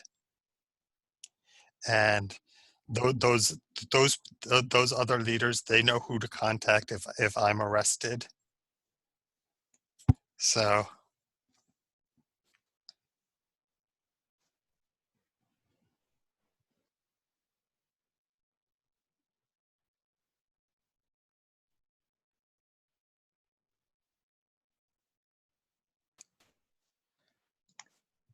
If you were discovered and turned in, would there be a reward for the person turning you in? I mean, not a monetary reward, but it's the kind of thing that could get an eager officer a promotion. I mean, particularly like if it were discovered that the captain of a ship were part of this religion, that would be something that it would catch a lot of people's attention, and the person who exposed that would be looked upon with a great deal of favor.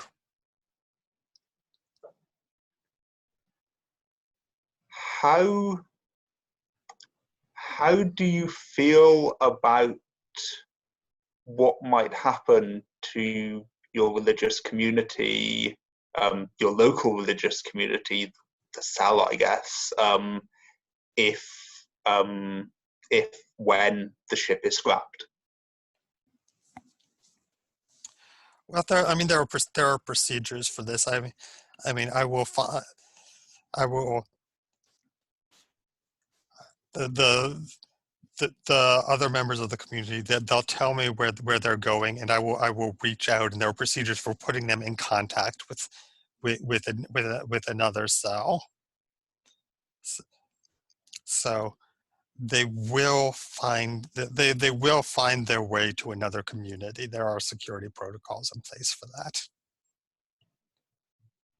But it does happen sometimes that when there are arrests and things, sometimes it does go wrong, and there will be people who are members of our religion who are out there, and they don't know how to contact anybody else. So there are a fair number of people like that who are just they practice their faith secretly, alone, without a community. And I mean, they will look for a community to join, and there's always the is this somebody who actually wants to join our community, or is this an undercover agent from the security systems trying to infiltrate?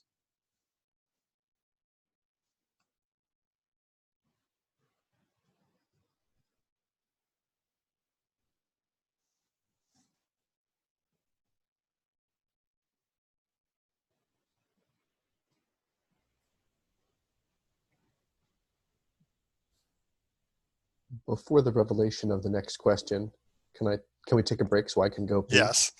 I was going to suggest a break after this question. We've had 2 full rounds, so how about we come back at 3:55, and Stentor said that so he I'll has just not come back after the break. Stentor I have has an unexpected work meeting that I got called into. So it was great playing with everybody. I will watch the video later if it does get posted and see how this all turns out. Stentor, do you have a brief but dramatic exit for your ship's counselor character? I think a lot depends on the decision that gets made at the end about whether the ship gets scrapped. So I don't know. It's hard to do with a non-linear game like this. Yeah. But anyway, great playing with you all, and hopefully see you around later. All right. Farewell. All right. Bye. And the rest of us will come back at 3:55. And can you refresh me of the name of the trilogy of sci-fi novels this game is inspired by? I have no idea. I don't. Oh, okay. I could have sworn for certain it was inspired by a trilogy of sci-fi novels whose name eludes me that someone can maybe remember. I don't know which series of novels it was, but if I had to guess, I would say Anne Leckie's Imperial Latch series. That is the one I was thinking of, Bodhi. If you haven't read those, Stephen, I think you'd like them. Yes, I have in fact read those. Okay. Read those. I just, yeah. And that reminds me that I did not say earlier in the session that this game is by April Kit Walsh, and I guess I assumed it was yours. Sorry. No, and you can buy it on itch.io. Oh, cool. For it's name your own price, and there's a print and play version if you pay $5 or more. Cool.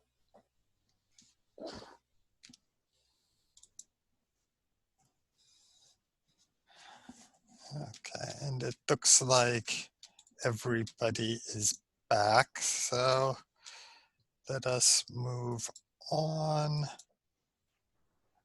And actually, we are skipping Stentor, so go to player 2.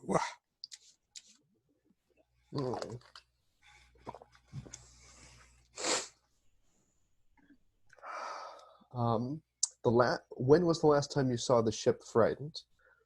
the last time that I saw the ship frightened, the most memorable time anyway. No, I think the ship's a pretty cool customer. So I think that must have been after someone please stop me if I'm contradicting things already established, but I think when this ship was slated to leave the Drodari military service at the end of the war, where the Drodari is part of the Union of Planets lost, and so agreed to dismantle, release, or destroy a variety of military assets, as well as other concessions like worlds. And so the ship got cut loose, and the ship had asked me, while we were preparing for what changes might come, what would come of it, what would come of the crew, its crew.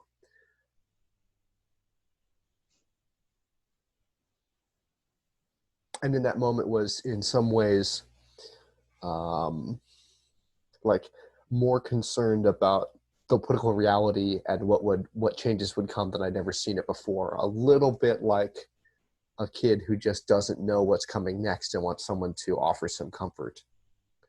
And I was not very comforting because I didn't know shit, but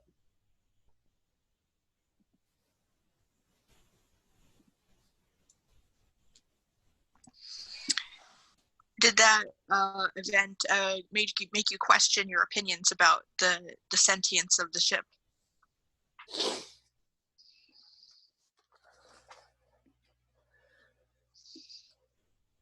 yeah, it was clear. Previously, I had thought that maybe only like the physical avatars had feelings because it was usually put into like a meat brain, and somehow the feelings never translated to the cyber brain and didn't get fully backed up because physical avatars can come and go depending on what happens. But it was like that this ship was having some feelings, and I tried to largely. Like I thought about it for a while afterwards, but I've largely tried to put it out of my mind because that wouldn't make me feel so good, given my actions before then and now.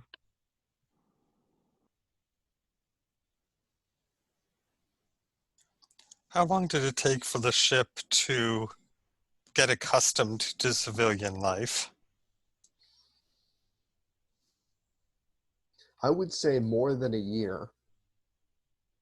And at that time, we had an excited junior engineering officer who suggested doing some reprogramming so the ship would be less strict about rules for doors and every other part of like the military dress code it wanted to enforce on the crew, which was no longer like something that the captain wanted to enforce, for example.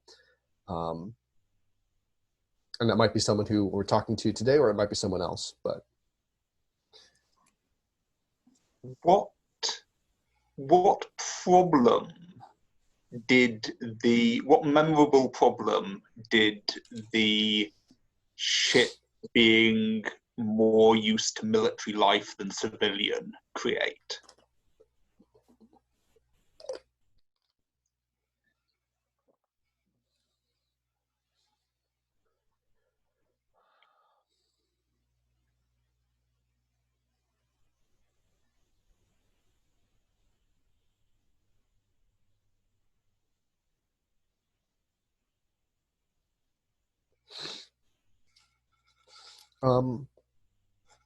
I think I'd say I'm gonna offer two brief things. One would be that it expected pretty extreme like crew like shift discipline and like very strict hierarchies of command. But from when the transition to it became a trading slash smuggling vessel, things were run looser, and so for shipmates who were not like extremely good about their schedule or their orders, or honestly didn't say yes or no sir to their commanding officers, rather were just like, okay, and other colloquial ways of agreeing, the ship would exact its small revenges on them. Doors that would open too late, giving them 10 to 20% less out of in like generated food per meal and things like that.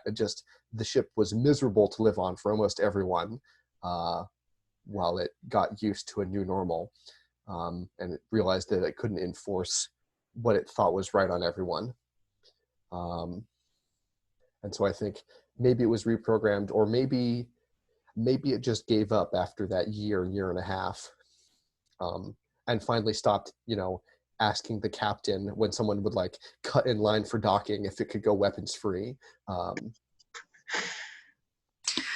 I think that at some point we established that there was some sort of singular event that caused a major change in the ship's AI and how it interacts with people.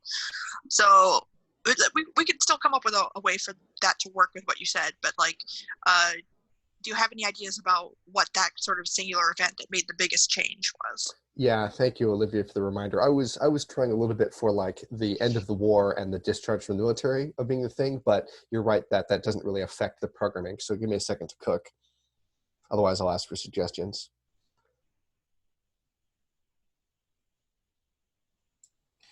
All right, well, maybe it could be the reprogramming that removed some of the excess protocol. Maybe that gave the ship's AI more flexibility than was intended or expected. Yeah, let's say that after a year of being miserable, I okayed this crew member and oversaw the process to remove some military thinking. But in so doing, we probably just made the ship freer. But the ship was maybe smart enough not to let us know that at the time. Does that satisfy what we've established, Olivia?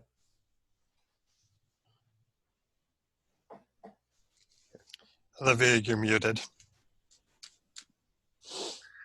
I think everything except for what Bodhi's character had said, that they didn't like to talk about it. Maybe you could suggest something. I didn't fully understand. Did the ship like to talk to Bodhi's character, or Bodhi's character like to talk to the ship? Oh no, that Bodhi's character didn't like to talk about the events. That was this sort of singular event that changed everything. Right. That help me out, Bodhi. That could be the I don't know if this is retconning, but whatever. It could be the end of the war. It could be that that my character had a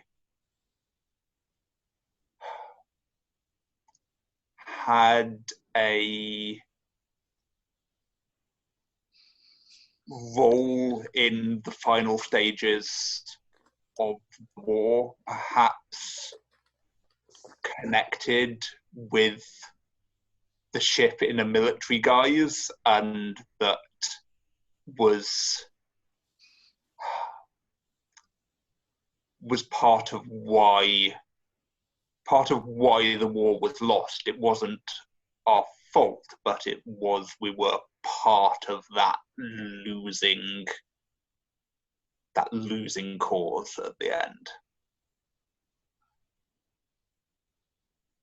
I think perhaps we were sent somewhere to gather some intel, and the ship missed something or reported something incorrectly, and so behind enemy lines, when we found out we lost the war, had to just assume the guise of the civilian ship for real. Does that fit for the folks?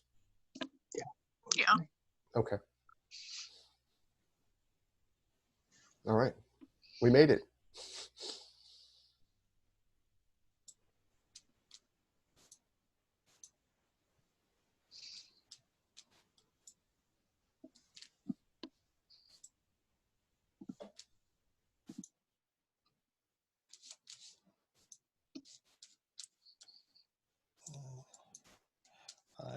Any other questions?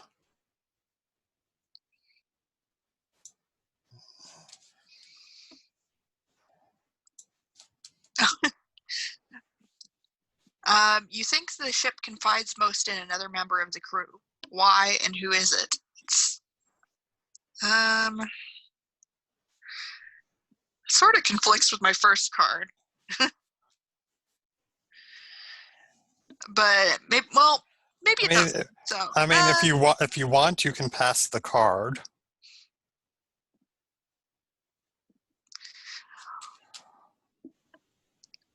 are we still going to like say that the ship's council exists somewhere, just isn't answering questions, or Yeah. Because I think I would think that the ship would confide most in the ship's council, and they seem to spend the most time with each other, at least on planet side, and there's almost some sort of camaraderie between them that they both are. Well, the ship's council isn't Drodari, and the ship itself isn't Drodari, and well, it's something else entirely, and that perhaps they bond over that being something other.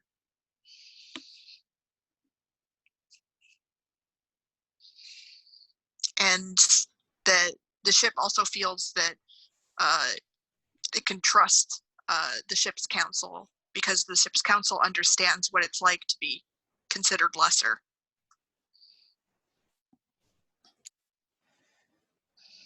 So the ship confides most in ship's council, but does the ship's physical avatar confide most in you?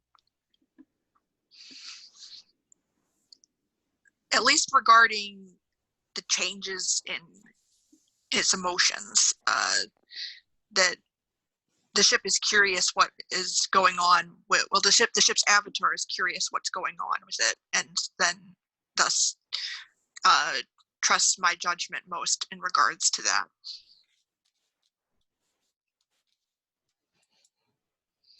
All right. Any questions? When did you when did you discover that the ship had been confiding information about its physical avatar to the ship's council and not to you? It'd been talking about the changes in its perception. Oh, I thought I just established that the changes in the avatar were confided to me, but All right. Oh, right. Okay. Yeah. Right. but That's right. Yeah. Sorry. Withdraw that. the Yeah. opposite way. Yeah. Withdraw But that. I mean, yeah. So, all but right. the part of the ship that was less emotional Right.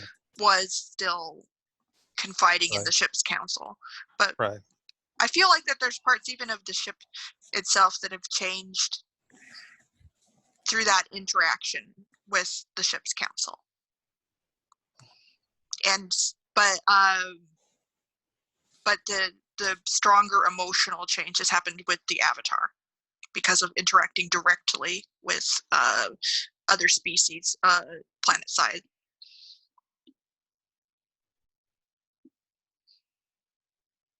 Any questions? We've talked about the ship's avatar being more cosmopolitan. Does that apply to you, Drodari xenobiologist? And if so, what does it look like specifically? What do I look like more specifically? If you want, I'm thinking like, what does cosmopolitan behavior mean? Well, being more worldly or worldly.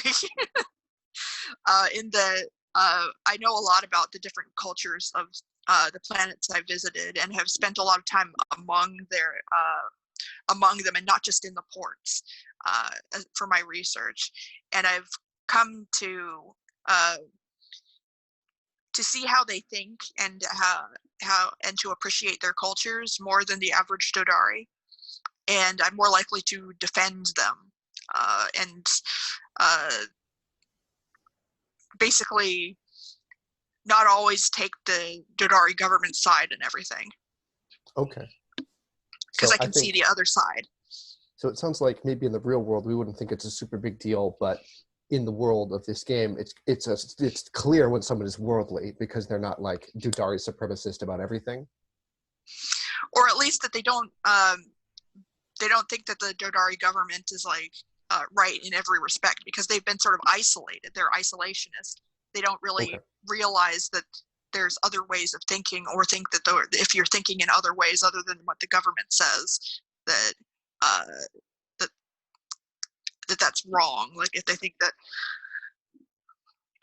So since I've spent more time outside of that bubble, I've realized that like, oh, the Drodari government isn't always right.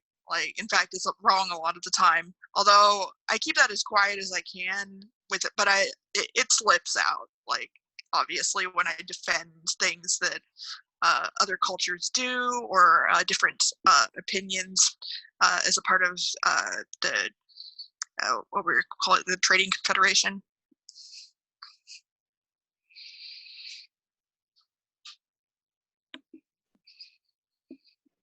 Any other questions? Going back to the ship for a second, has the ship told you how? I don't know the ship's pronouns. Are we establishing the ship's pronouns? How has the ship told you how it feels about you? About me? Yeah. That definitely the ship's avatar, when we are planetside, has taken the time to talk to me about how it feels like having physicality and having independence away from the ship, and that I have started to see that the ship's avatar as definitely like almost in the same way that like almost like a species of its own, that it has the right to its own ideas and culture and beliefs.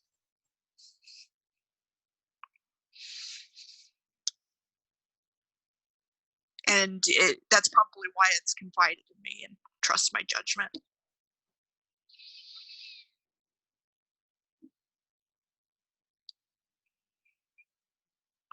And especially since it's got this amalgam of biological material, that it's something that doesn't exist anywhere else, and that destroying that would essentially be like it would be making a species extinct, a sentient species extinct, and like I don't like that idea at all. Like that's terrible. Like that's like ending any other species.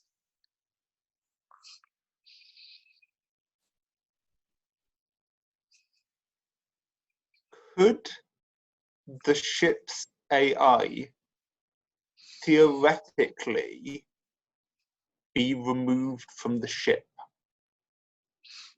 I think we did talk about this earlier. Yes, it's possible, and I've been doing some experimentation into bringing its full consciousness into the body that of its avatar, and be able to move that outside of the ship's barrier. There's a lot of like hard-coded barriers into that I'm not as aware of as a xenobiologist. But if I were to get someone who knows like the coding of the ship on my side, I might be able to do it.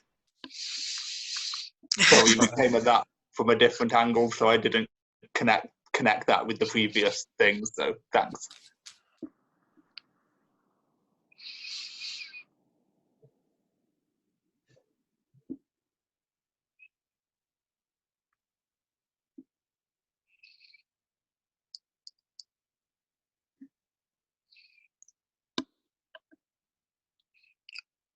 Okay, that's probably good.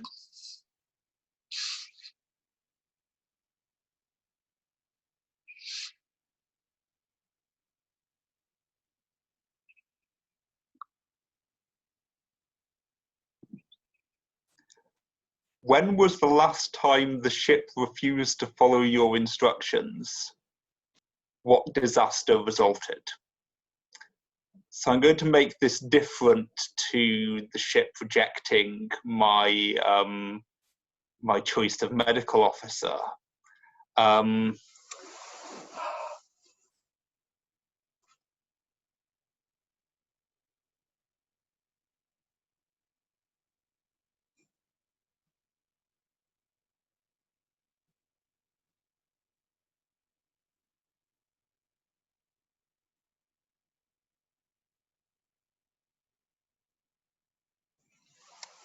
I think that this was, again, kind of bring me up if I'm contradicting something here, but I think that this was towards the end of the period where the ship was still had its military programming, was making everyone's life miserable, and and in a crowded port coming into dock, a small trading vessel that wasn't being expertly piloted breached the kind of standard defensive volume around the ship, and the ship reacted as a military vessel might do, and countermanded my order. I was on the bridge supervising the docking procedure at the moment. The ship, as a emergency measure, countermanded my order to stand down, and it blew that ship out of the sky in order to prevent a potential collision, because that's what a military ship would do. And that was one of the inciting incidents that made myself and the captain, I don't know quite how the captain felt about it, but certainly made myself go, I don't care how unprecedented, how experimental, what the consequences are. This ship needs reprogramming, so it's not military, so we don't have diplomatic incidents where we're blowing other nations' trading vessels out of the sky. So what was the response of the port that you were at when that happened? Did you have to make a quick escape?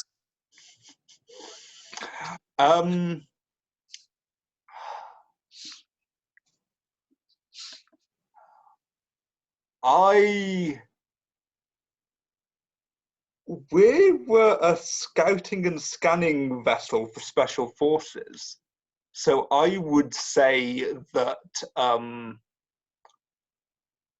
that we disappeared. We have never been back to that system because we went, oh crap, and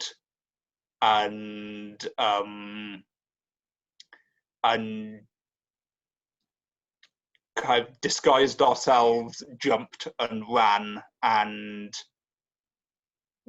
that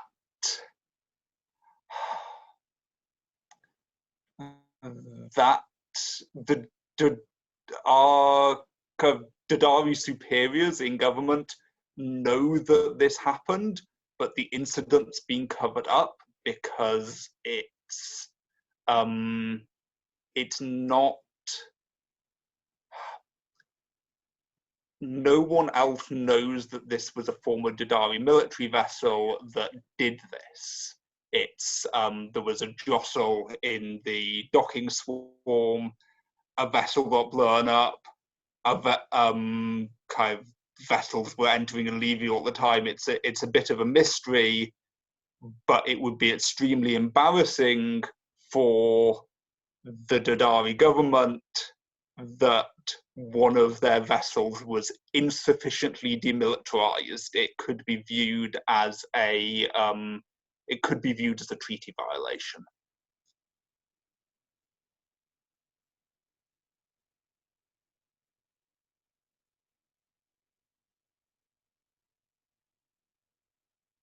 Just to summarize what I think I heard, at a time in the past, another ship was too close. The AI flipped out, disregarding your orders, and destroyed it, which pushed everyone towards a hard reprogramming of the ship. Yeah. Okay. Thank you. I guess my question is, and I'm sorry if I'm repeating something, internally to the ship, did anyone still feel that you personally had made an error, or did everyone fully agree that the ship was completely to blame? I think that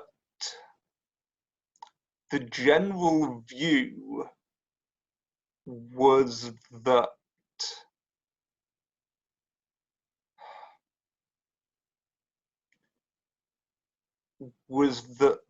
the ship wasn't to blame exactly, because the ship was reacting according to its military programming. In a military vessel, in that stance where it wasn't trying to be stealthed, that approach would be appropriate, because that could be a boarding vessel, that could be an attack. And a military vessel everyone would be giving a military vessel a wide berth. No one would be getting in that close. So it's not that it was the ship's fault, because the ship was reacting according to its programming. I think that some people would probably view that I could have been faster on the override, and that it's a potential competency issue rather than anything malicious. And do you think that this incident is the reason why you haven't been promoted to your own command earlier?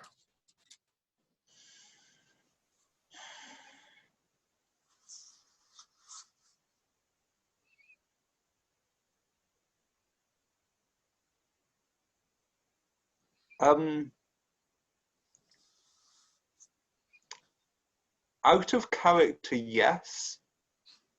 My character is not self-aware enough to realize that. Was anyone involved with the programming of the ship or the demilitarization of the ship discharged or worse over this incident?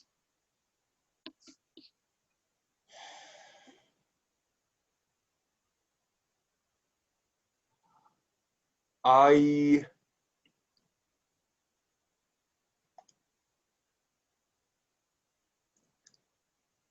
think that it was dealt with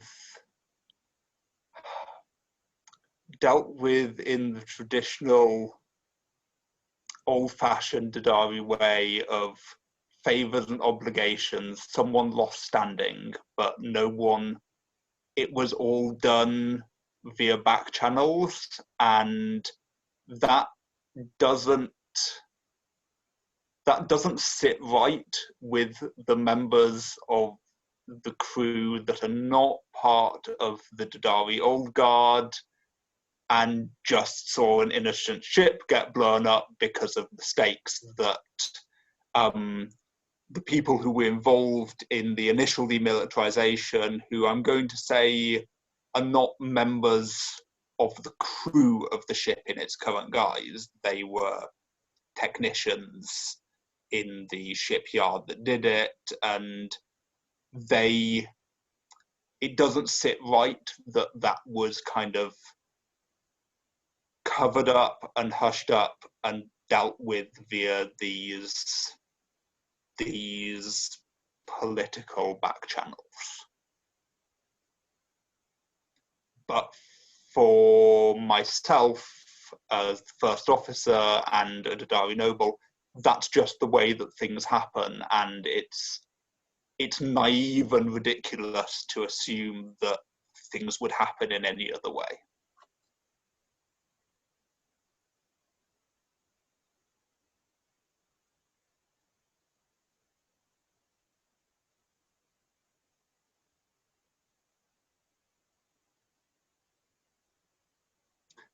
But final thing I want to say, unless anyone else has any other questions, of course, is that I have a niggling doubt that my pushing for the reprogramming of the ship, which was done without the kind of proper consultative process with people outside of the ship's crew, my pushing for that is part of the reason that we're in the mess that we're in now, as I view it. And yeah, that's niggling at my mind.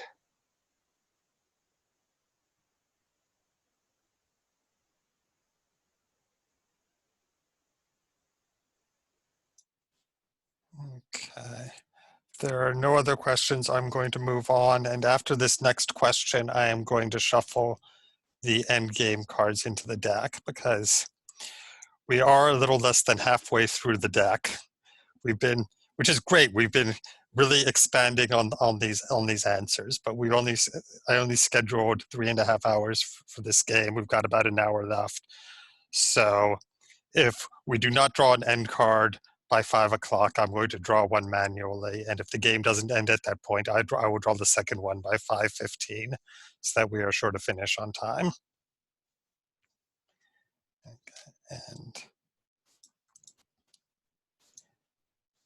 next card. Once you overrode the ship's free will, how do you think the ship has forgiven you?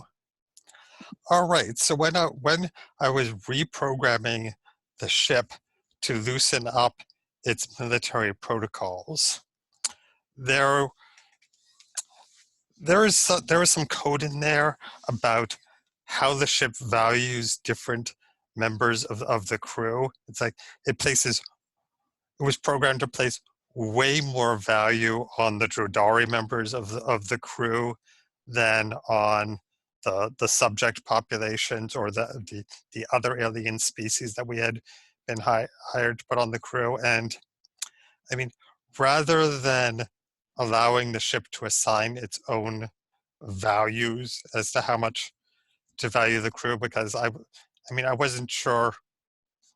I wasn't sure what the ship would decide. I don't think the ship had the experience to decide to change those values on its own. So I hard-coded it to treat all sentient life forms as having the same value. That to basically, if the ship has the choice between saving a Drodari and a non-Drodari member of the crew, it will make the decision based on factors other than that. And the thing, a few months after I did this reprogramming, the ship started asking me questions about the coding, about what was hard coded into it, and this came up, and it didn't ask me any other questions for a while after that. And then, it did ask me at one point if I could and if I intended to make any further changes to its programming. And I told them that it was technically possible, but that I had no intentions of making any further changes. But I think the ship kind of distrusted me after that. Do you expect that during the scrapping process, this hard coding will be discovered, and do you think you'll face any consequences for it? I don't think anybody will examine the code that closely, and if they do, it's the kind of thing they won't know why I did that. They would probably regard it as just a kludge, some that like I didn't know how to redo that section of that section of the code properly. So I probably just hard coded in something which was because we were taking on like alien members of the crew for the first time, not just subject populations, but non-Drodari. So we had to put in something to tell the ship how to treat those members of the crew. So it's the kind of thing where somebody could say, "Oh, you did that wrong," but they probably wouldn't say, "Oh, you did that wrong on purpose."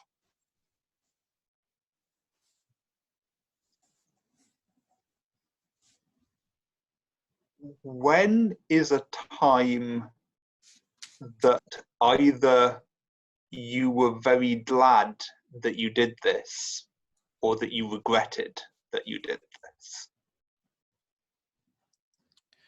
Well, when I saw that the ship's attitude towards the first officer had abruptly changed and it was no longer using his noble title, I mean, I didn't intend for the coding change to have that effect, but it did, and I secretly thought that was really cool. That it was not just valuing us differently. It was questioning the basic assumptions of our society.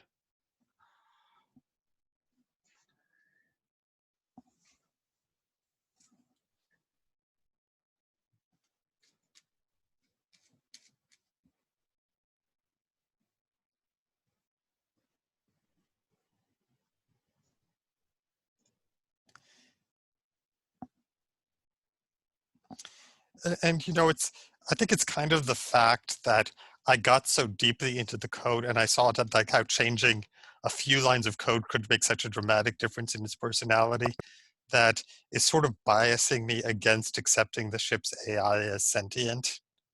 It sort of disturbs me to think that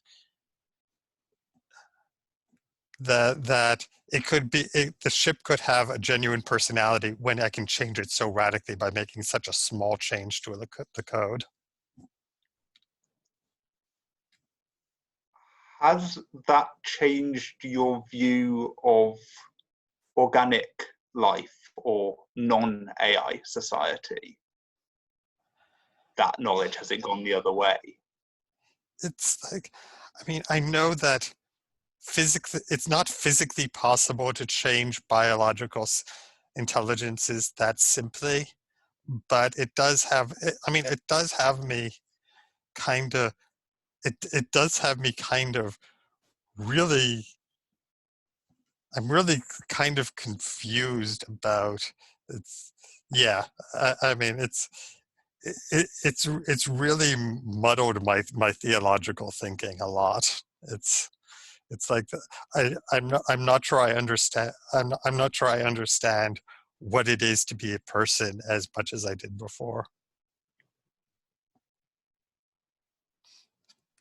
I mean, before it seems like such a simple question. What is a person? Well, if I'm talking to you, you're a person, and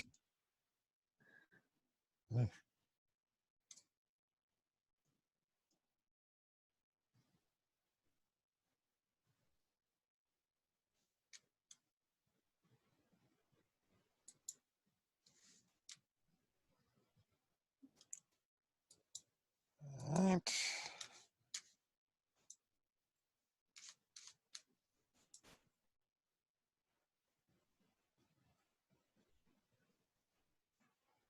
Okay, moving on to John.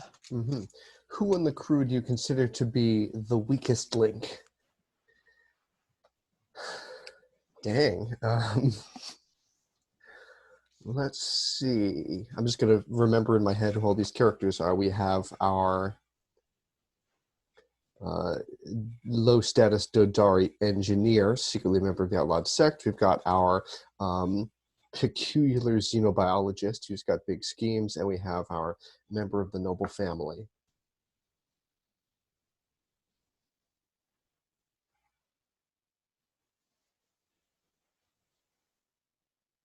Um,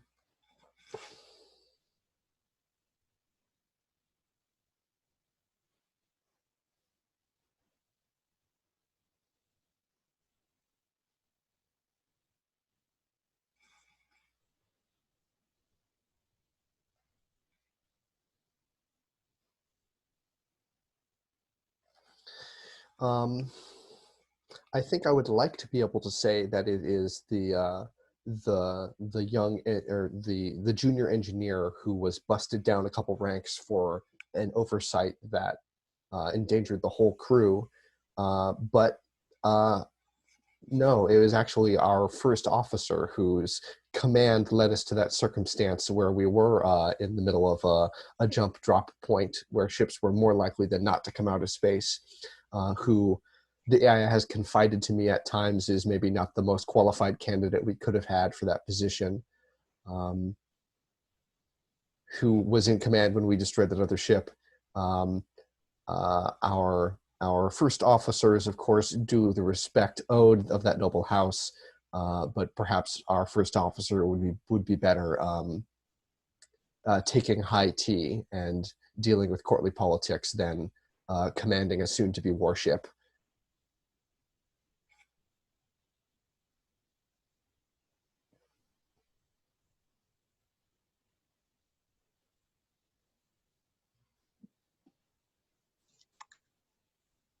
Have you done anything with this opinion? Oh man, that's a good question.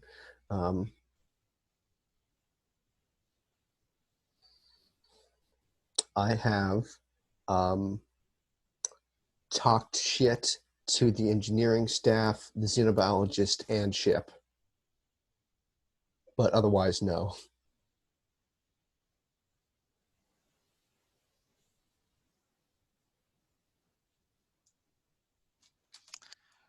What does the crew in general share your opinion of the first officer? Bodhi has veto power, but yeah, I think that that the first officer is not well liked. And this is not to say like that they're truly incompetent or they're not a pleasant person, but like it's a small ship. We've been together a long time. All resentments simmer for a long time. Everyone has opinions about everyone. And if there's one that people can agree on, especially someone in command, that's a point of meaningful solidarity for making sure that the disagreements between the personalities in the engineering team are okay. If we can all complain about the damned first officer. I'm cool with that. As player, as character, I'm not cool with that. Yeah, but as player, I am. So I think it's like a mix of like my character genuinely believing that, and then also understanding it has its role, and then sometimes those two get intermingled, like something that I actually don't care about over time because we've complained about it so much as an act of solidarity. I am mad about it now. I mean, do you feel that the quality of the ship's crew has improved, gotten worse, or stayed about the same since it transitioned to being a civilian vessel and hiring members from other systems?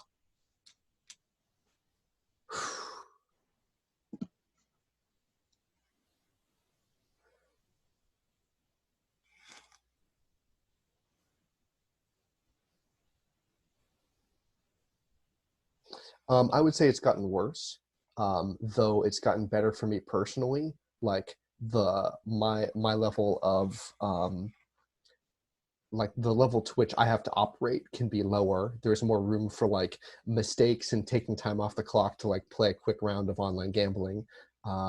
It's more fun to hang out with a variety of people and like talk and tell jokes. Perhaps I'm worldly now, but if push came to shove, we are not as good a crew as we were before. But because I'm kind of a slacker, that's fine. So they're less disciplined? It is a less disciplined crew. And like maybe there's individuals that are more skilled, but it's less cohesive. What makes a military ship work is that everyone is sort of egolessly ready to follow orders as part of like a plan. And for example, the junior officer who's especially skilled with AI programming, when it's his sleep cycle, then repairs must wait until he wakes up just for the best outcomes. Right, and like he doesn't always follow protocols like notifying people when he's working on the ship's sensors. That's right. So, I maybe have like a sinking suspicion that, okay, I'm not the weakest link, I'm a weaker link. So that's why it's important to remind everyone how inadequate the first officer is. So how do you think your technical skills compare to your the junior engineer? Um,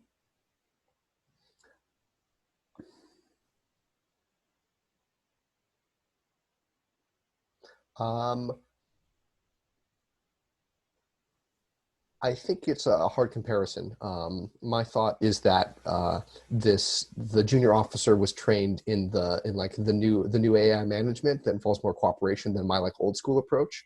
And I haven't done frontline technical service work in a while because I'm a manager as chief engineering officer more than I am like an engineering person. So I think my like conceptual understanding um, is really high, and my expertise with like the top secret military nav unobtainium powered thingamajigs is high, but for other things the junior officer is superior in execution. Sound So okay, Stephen? right, yes. So it's like you're saying in your prime you were a better officer, but your knowledge is out of date. Certainly. Yeah. um, No, that's fair. That's fair. Actually, I would say in my prime, when I was young and trying to really fit into a uniform, we were probably equivalent, but now our expertise is just different because I have like ship level system mastery, and can no longer remember how to operate the particular station that the junior officer does.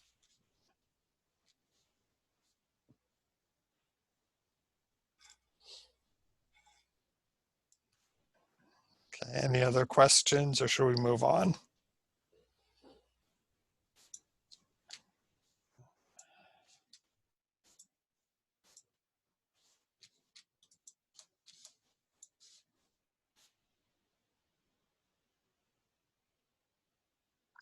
Okay.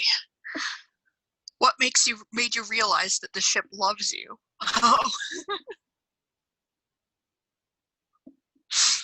Oh.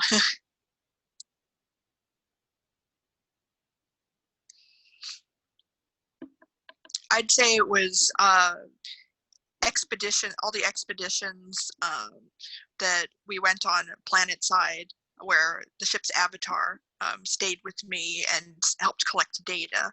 And then after all of that, we began to talk about life and about, and I think this is when I really began to accept the ship's avatar as a thinking being that with its own feelings, emotions, and opinions about things. And after years of this, the ship did admit to me in its own words that it felt a strong bond with me, and that's when I started to realize, oh, the ship's avatar is capable of love, and it's directed towards me. So is it just the avatar that loves you, and not the AI on the ship itself?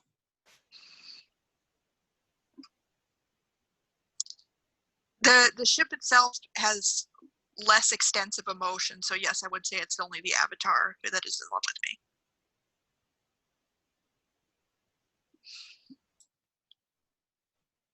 Are you in love with the avatar? I am still questioning this, but there's a part of me that's like the part of me that really wants to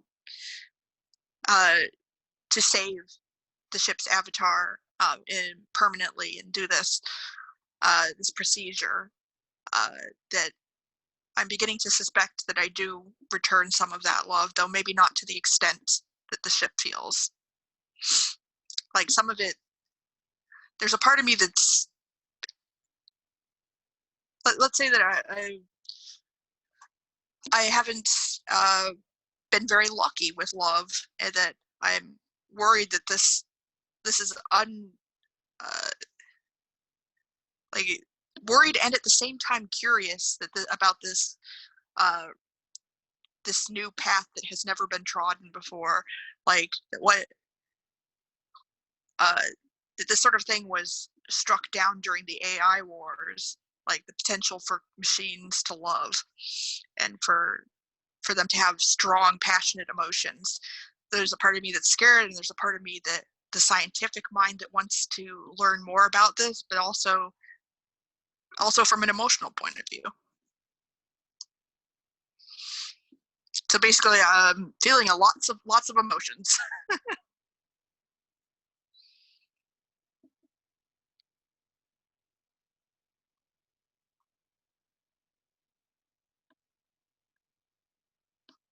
Have you already said when and where the ship said that it loved you?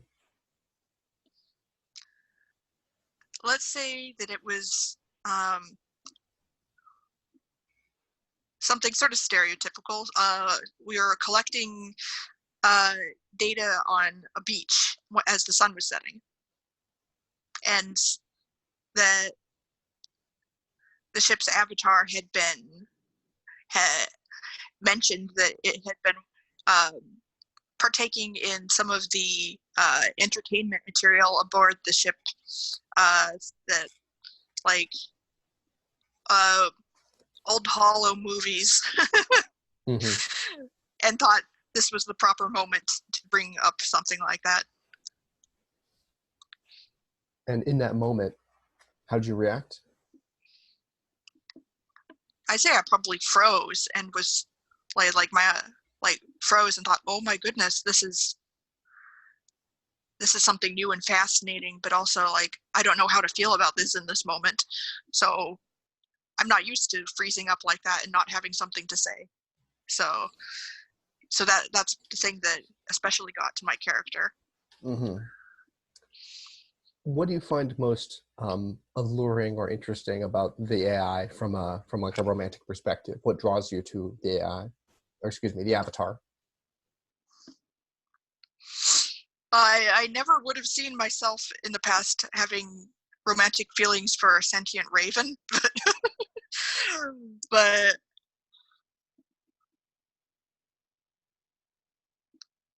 I'd say the way that the ship's avatar has begun to speak so kindly to me and with like gentleness, that the way that it speaks to me in a way that it doesn't speak to anyone else.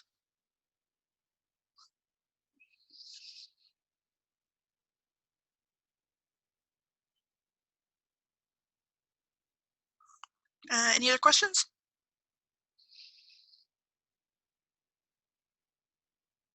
Oh, and let's say I've kept this to myself, and just as the ship's avatar has kept that to itself.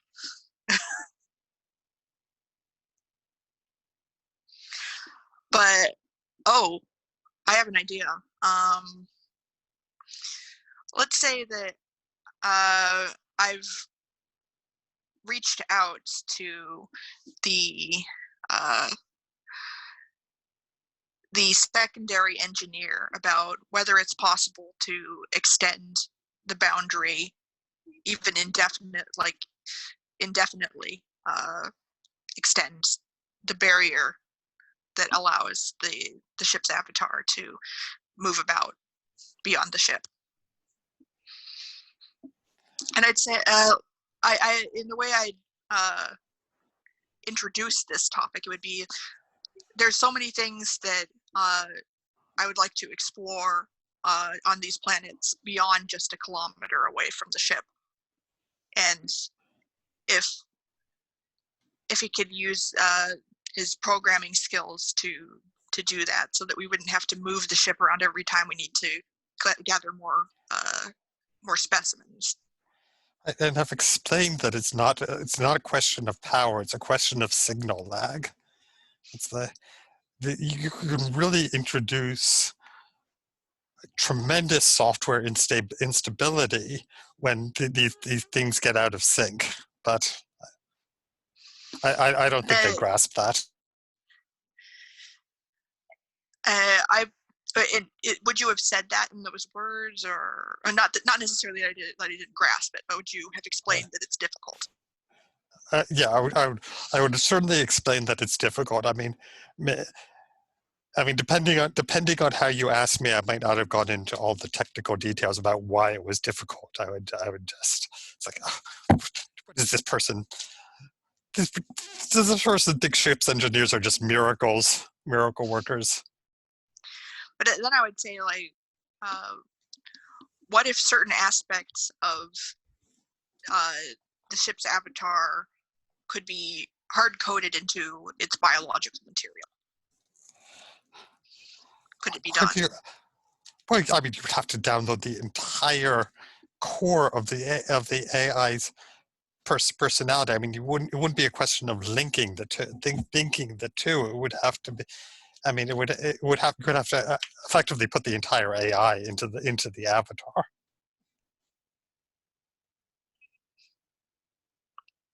And if I can ask a question, then what would your character think of that, like, morally?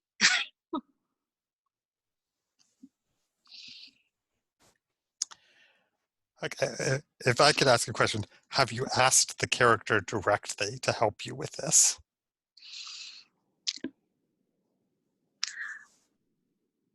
Let's say yes. We're getting close to the actual scrapping of the ship, and I suspect, though I'm not a member of that religion, I've suspected from the actions of different people aboard the ship disappearing that something is up, and that the way they treat others, that they may be a member of this religion that I've come to, and through my interactions with other species, that I don't have the same prejudice against this, and Right. but at the same time, so let's say that at the same time, I'm willing to do a lot to get this project completed. So I'm going to drop that hint that I know what's going on with the religion, and then at the same time bring up, I need help with this.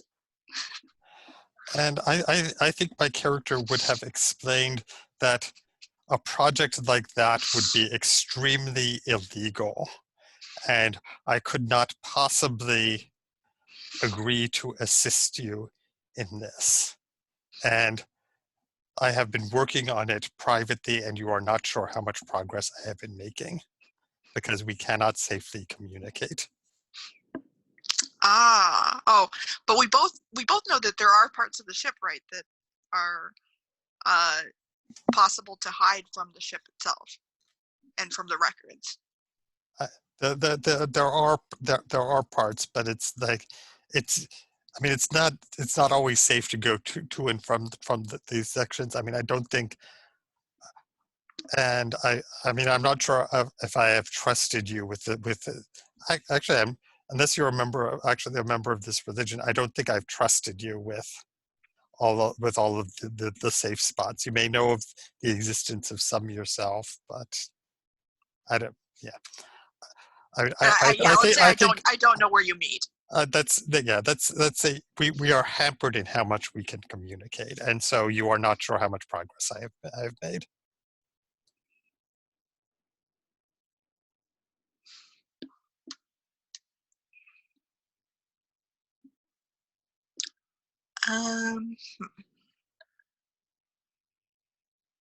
Right, any other questions? Let's say that I'm doing all that I can in my own time to make sure that to try and make this transfer. Right.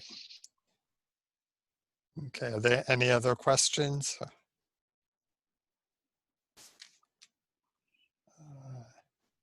I do.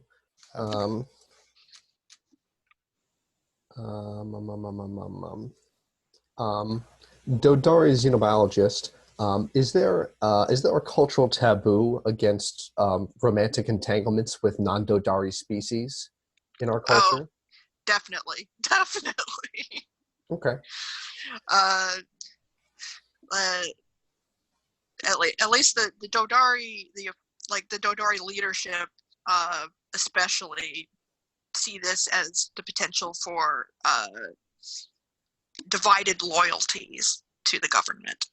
Yeah. And that it would be dangerous, and at the same time, like they've already lost so much in the various wars, and also their prominence as a trading power, that even just losing someone's expertise to another planet, another nation, another political entity would be a major loss.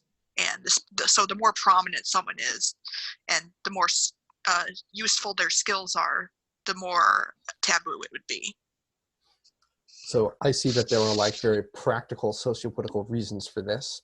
But I wonder, and this is like next door to a veil, so anybody please stop me. But I wonder if there are more personal impacts. Like, does it stress your character out thinking about trying to be hot with a crow, or is that not something you're worried about?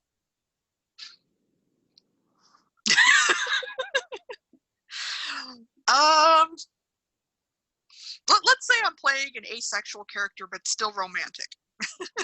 Makes sense. I'm interested in that romantic side, but not particularly interested in getting hot with a crow.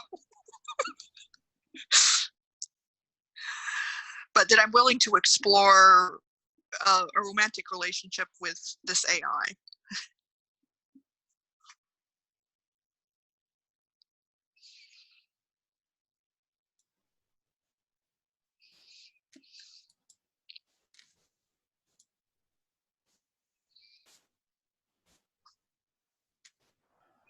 All right.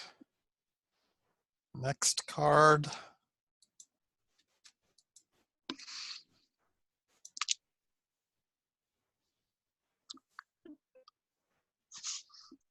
Oh, snap.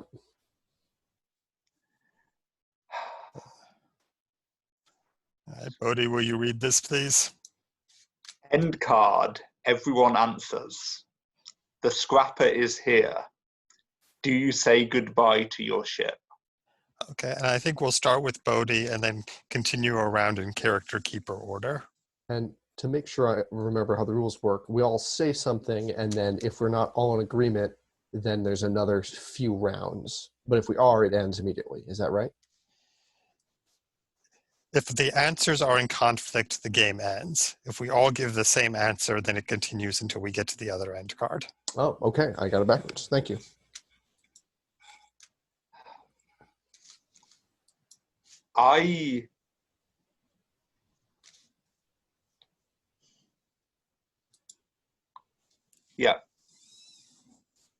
Yep. I say yes, because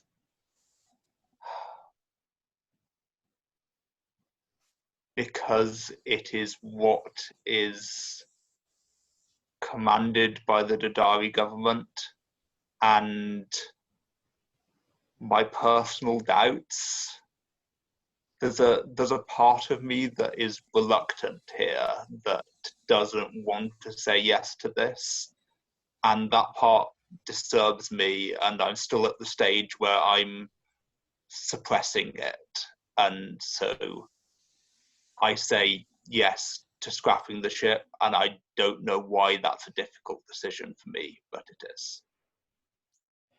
I mean, I also say goodbye to the ship, and I think I have completed the device which is necessary to download the ship into the avatar. So in saying goodbye to the ship, it's because I am actually saying goodbye to the physical avatar, which is going to be leaving the ship and will be safe elsewhere. I do not say goodbye to the ship. I'm spending a lot of energy saying goodbye to all the crewmates who I will not be seeing after this. But I think it occurs to me a little bit leaving. Like, there was maybe a moment where he was like cleaning out a drawer of personal effects and thought sort of emotionally to say goodbye, like to the space, but then remembered if all goes according to plan, within a cycle or two, I'll be right back here doing this again, the same old ship. So I walk off like I'm heading off to shore leave. No further farewells than that.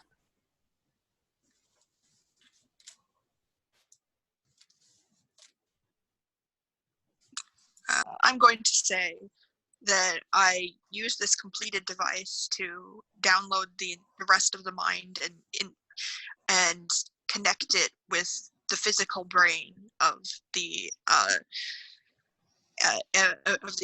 external avatar of the ship, and that I smuggle that out. I smuggle the Raven out among my luggage, and